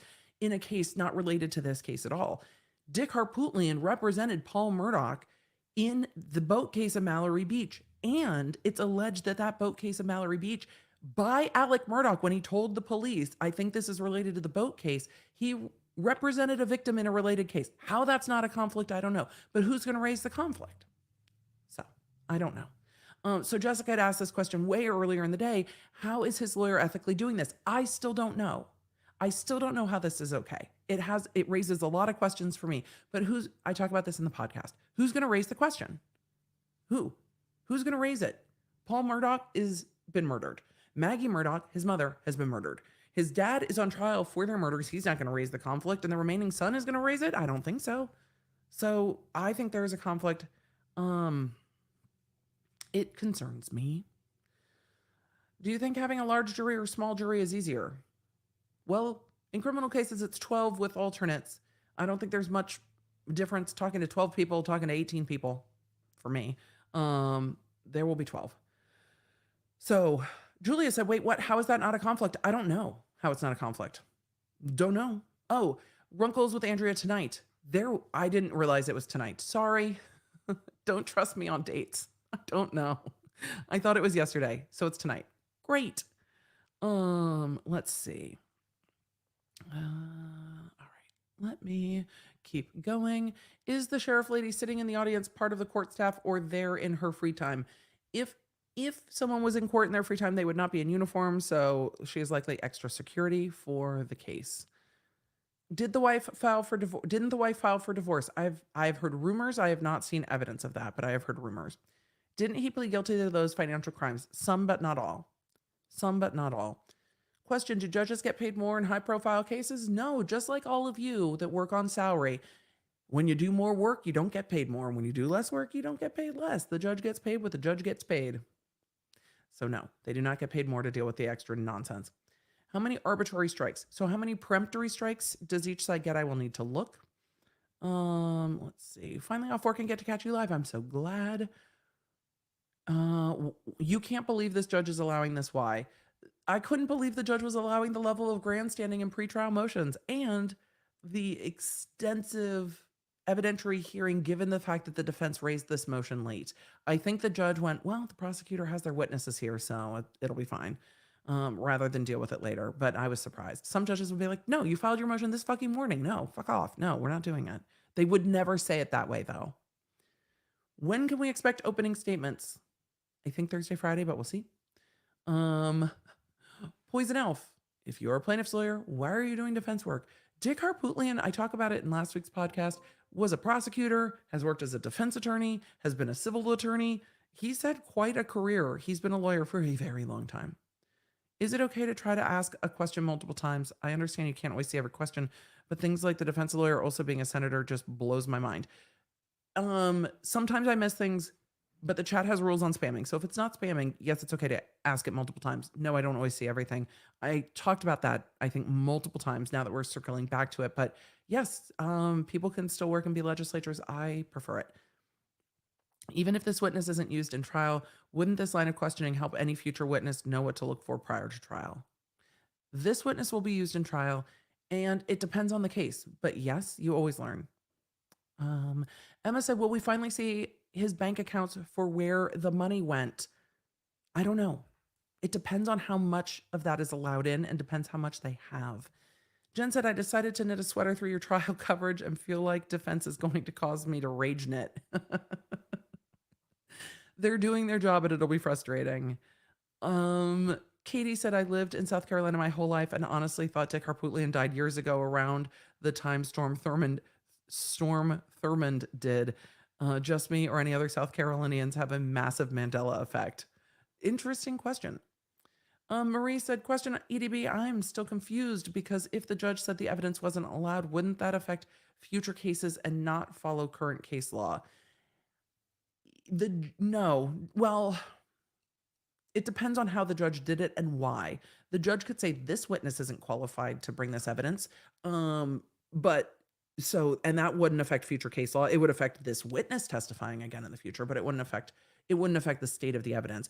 If the judge said, I find this to be junk science, blah, blah, blah, blah, blah. The prosecution would have asked to make way more of a record, and that decision would get appealed on and on and on. But that's why the judge made a very thorough record. I think the judge said, let's see. The judge said the evidence will come in, the witness is well qualified, the science is reliable and established, I believe is what he said. I'm confused. Has trial started or are they still selecting a jury? Both. Trial evidence has not started. We're not in the evidentiary phase. It's time to stop streaming, Emily. We're out of practice. We're not in the evidentiary phase of the trial yet. We are in the pre-trial, but trial has started. Jury is being selected. Trial has started. We are not to evidence yet. We are not to opening statements yet, but the trial is technically underway. They are in trial for all purposes. Tracy said this judge was on the case where the guy acted as an Uber driver and picked up and murdered a female college student. Good watch. This judge is excellent. This judge seems excellent. From everything we've seen, Strom Thurmond died in like 2000, 2003. I didn't know that. Question, wasn't Alex Murdaugh a prosecutor? If so, did they bring special prosecutors from different jurisdiction? So here's the thing with that. Alex Murdaugh as a prosecutor, and Mandy Matney covers this in the Murdaugh Murders podcast. Alec Murdaugh was not hired by the prosecutor's office. He was a plaintiff's attorney. But his family had been the solicitors in this area for like 80 to 100 years, for multiple generations and generations. I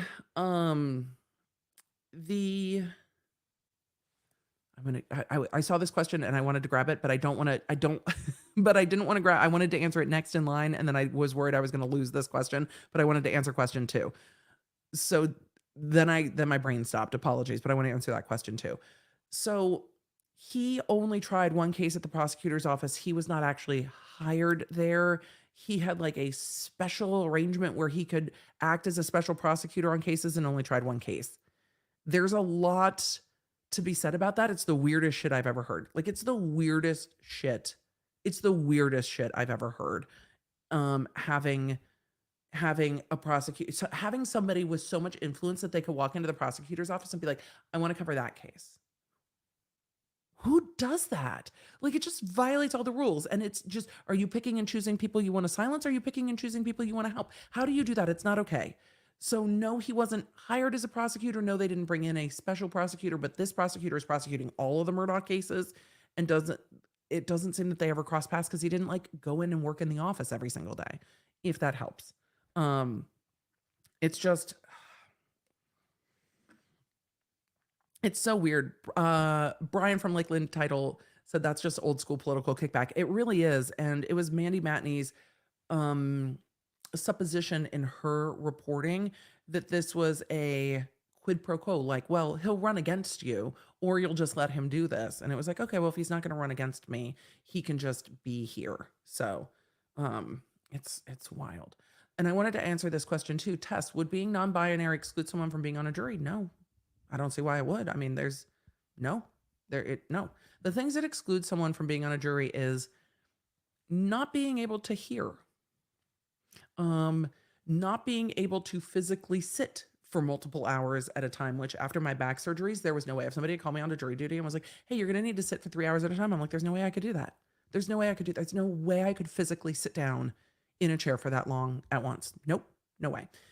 If you do not speak English fluently and well enough to understand scientific evidence and things like that, then no, then that's a problem.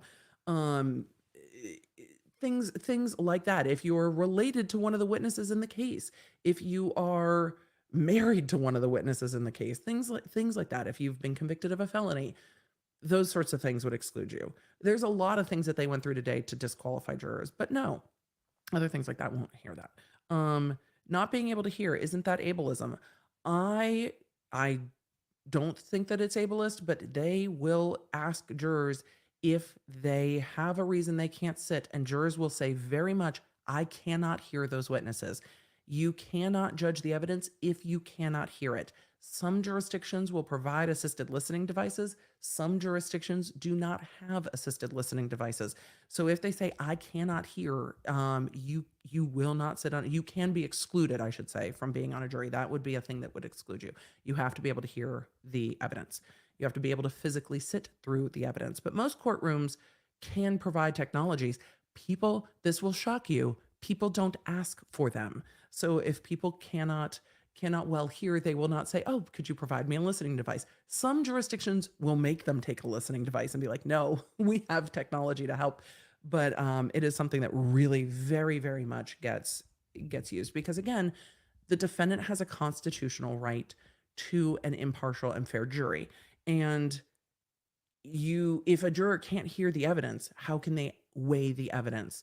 So it's a matter of accommodating the defendant's rights and whether they can accommodate a juror. But if a juror says, I can't be on this, there was somebody today, I can't be on a jury because I can't hear, the judge isn't going to force them to. So, weird follow-up question. If jurors were yeeted, then wouldn't that be a violation of the ADA? No, because you're now doing defendant's rights versus a juror's rights. Again, some courts can accommodate, some courts cannot accommodate. So it really just depends. Question, would they provide a sign language interpreter? I've never seen it come up with regard to having a sign language interpreter for jurors. I have seen sign language interpreters in court for witnesses and for victims, but I have not seen that for jurors. So I have not. Is it common for lawyers to be put on juries? It's common for lawyers to get called for jury duty, but no, often they will get dismissed. And it's not that they are dismissed because they can't serve as a juror. It's because the other lawyers don't want them on the jury. I've had lawyers on my jurors though, and it's been fine. So that's fine. And each jurisdiction has their own rules. So in Tracy says 6th grade education. Yeah, in South Carolina, they were asking about level of education. And if you had not achieved higher than a 6th grade education, they yeeted people. So what about sight impaired? I've not had it come up. But I imagine it would be addressed by the court. And if somebody said that they could not evaluate and review the evidence because that comes up, they might not be able to. So there's lots of reasons that people will be excused from juries. And also, it's not as if you're excluding someone from public access to a place. It is jury duty. So, and people will be yeeted if they've already decided the case, et cetera, et cetera, et cetera. So I've never drafted the rules for jurisdiction on how people sit for jury duty and what disqualifies people. So these are legislative determinations that I think they're done mostly with the Judicial Council, but I would have to look. So that's what we would have to do. Wait, why would you need to have at least a 6th grade education level? Because those are the rules in South Carolina. They disqualify people who do not have more than a 6th grade education. But some of those rules are quite old. Whether the Judicial Council has been asked to reevaluate them is not something I'm qualified to talk on, but it is something that jurisdiction by jurisdiction is different. I have never heard education level asked. I've heard, but I was in Southern California. The disqualifiers and the language is standard language. So in every court in a particular county or jurisdiction, they're going to say the same thing to the jurors so that it's equal for everyone. And in California, to the best of my memory, they do not ask about educational level. It was more, Southern California had more about language, and Southern California was not nearly as accommodating to single parents, to caregivers. It was not nearly as accommodating in South Carolina as to caregivers, which was really interesting. I was like, oh, this is a much more humane jury process. They're really giving quite a lot more. So, and the way they asked about whether you had any impairment that might stop you from sitting was a much more it seemed to be a much gentler way than it's asked in California. But some of these things are not asked in a gentle way at all. I'm being told that we are very close to it. We are very close to a bang, but we're not there yet.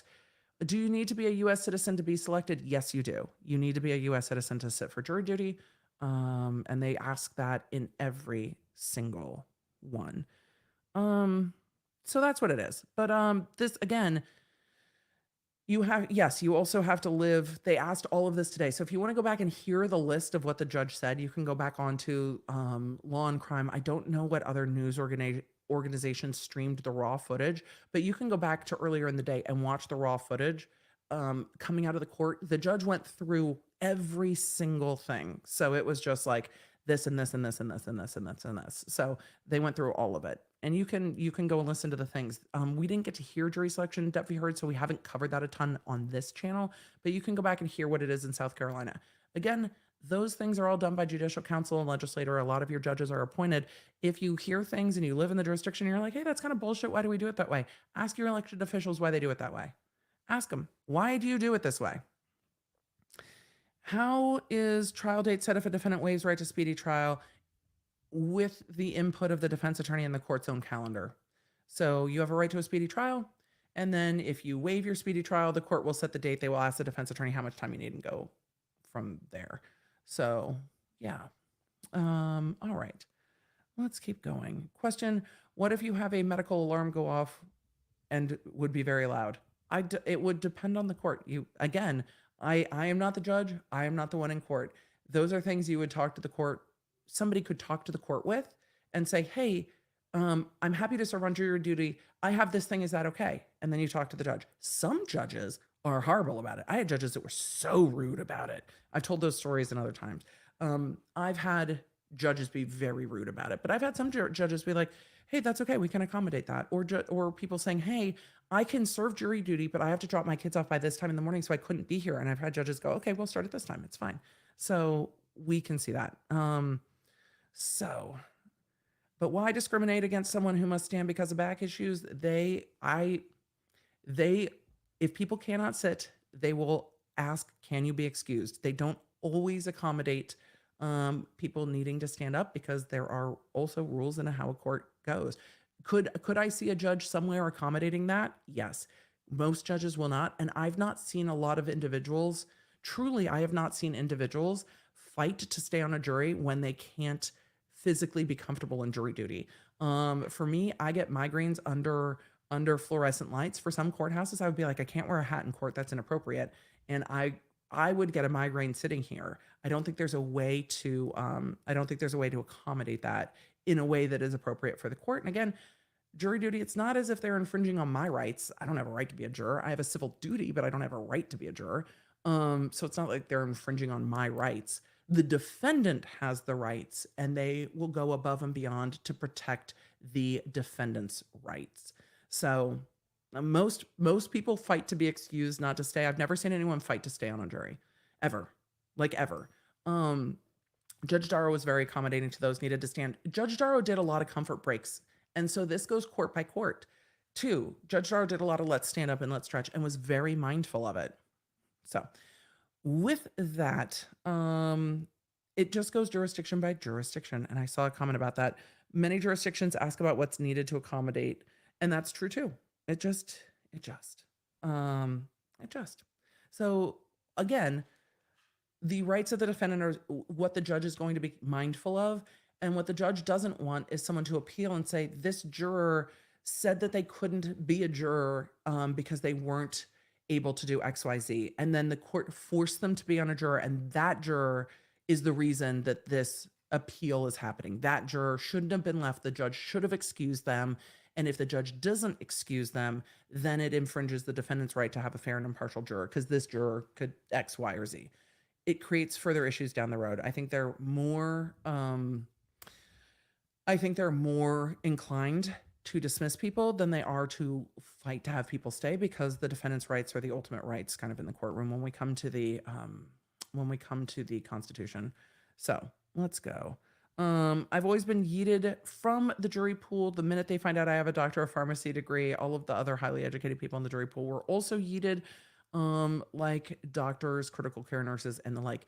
Depending on the type of case, it might have had to do with the type of evidence that was being presented. So that's very possible.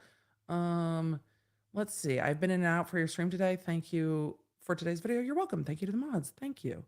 So let's see. When is Judge Darrow's election? I have no idea. So I have back pain after surgery. If you know the pain, you know. Yeah, I would never fight to be on a juror. I couldn't sit there that long. Though I'm fascinated by it. I couldn't sit there that long. All right. With that, we are almost about to bang, but I've got to go because I've got to go get ready for Court TV. I've got to go eat and say hi to my kiddos. So thank you. South Carolina, you are eligible for jury duty when you register to vote. Most recently added having a driver's license. I'm not surprised by that. I think in California, the driver's license, I don't know if a driver's license is part of it, but being registered to vote is generally where they pull people from. Though if you evade jury duty, they won't always renew your driver's license. So April 4th is Judge Darrow's election. There we go. Denise, I've been a juror 4 times and I can never get out of jury duty. Here's the thing. Once you are on jury duty the likelihood of you staying on jury duty more goes up. It's like, oh, I've been on 4 jurors. They're going to assume you can get along with other people and you know what you're in for. So they're like, we'll just let them stay. They'll be fine. They've done it before. They know what they're in for. So it'll be fine. But it is, again, jurisdiction by jurisdiction. And with that, well, we could debate the ins and outs of the jury system for a while and the ins and outs of the politicians that write the rules and the judicial councils that write the rules for the jury system. That goes well beyond my expertise because I looked at the rules in the system and went, those are the rules. That's what we're working with. It wasn't my job to make the rules. It wasn't always my job to interpret the rules. It was my job to follow the rules. And so that is kind of where my expertise in the courtroom lies, on how to pick a jury, not the rules about who is allowed to be excluded and not. So with that, thank you for being here. Thank you for being law nerds. Thank you for doing the YouTube-y things. I appreciate it. I will be back tomorrow morning at 10 a.m. Central Standard Time for voir dire with the jury in the Alec Murdaugh trial. Thank you for all the questions. Tomorrow, if you have not been on my channel for a verdict before, or for a trial before, there will be commentary. We will talk over things. It will be great. It happens. We will be talking about all of the things. And what else? We will take a break for lunch tomorrow whenever the court takes a break. It looks like the court's been breaking till about 2 p.m. They'll normally tell us. We will take a break for court's lunch and then be back in the afternoon. And we will just cover it we will just cover from gavel to gavel tomorrow and gavel to gavel on Friday. And then we'll figure out what time we're rolling next week. Link for Court TV, please, courttv.com. That is the link. Thank you, Chelsea. Courttv.com. I will be on Court TV at 7. What did I say? Did I say 7:45, 7:30? I don't remember what I said. Whatever I said is what I meant. I will be on at 7:30 Central Standard Time, so 2.5 hours from now, and I will see you then. Thank you so much. And we have pinned the link to courttv.com so you can see me over there, and I appreciate it. So with that, it is time to go. Thank you for being here. Thank you for being law nerds. I will see you tomorrow. You know where to find me. You know where to do all the things. I know. I trust you. Okay. Bye. You can find all the Law Nerd goodies at lawnerdshop.com. Connect with me on social media at The Emily D. Baker. And don't forget to check out my podcasts, The Emily Show, and the new podcast, Quick Bits, summarizing everything I talk about on my Tuesday and Thursday live streams. You know, when you only have time for just the quick bits.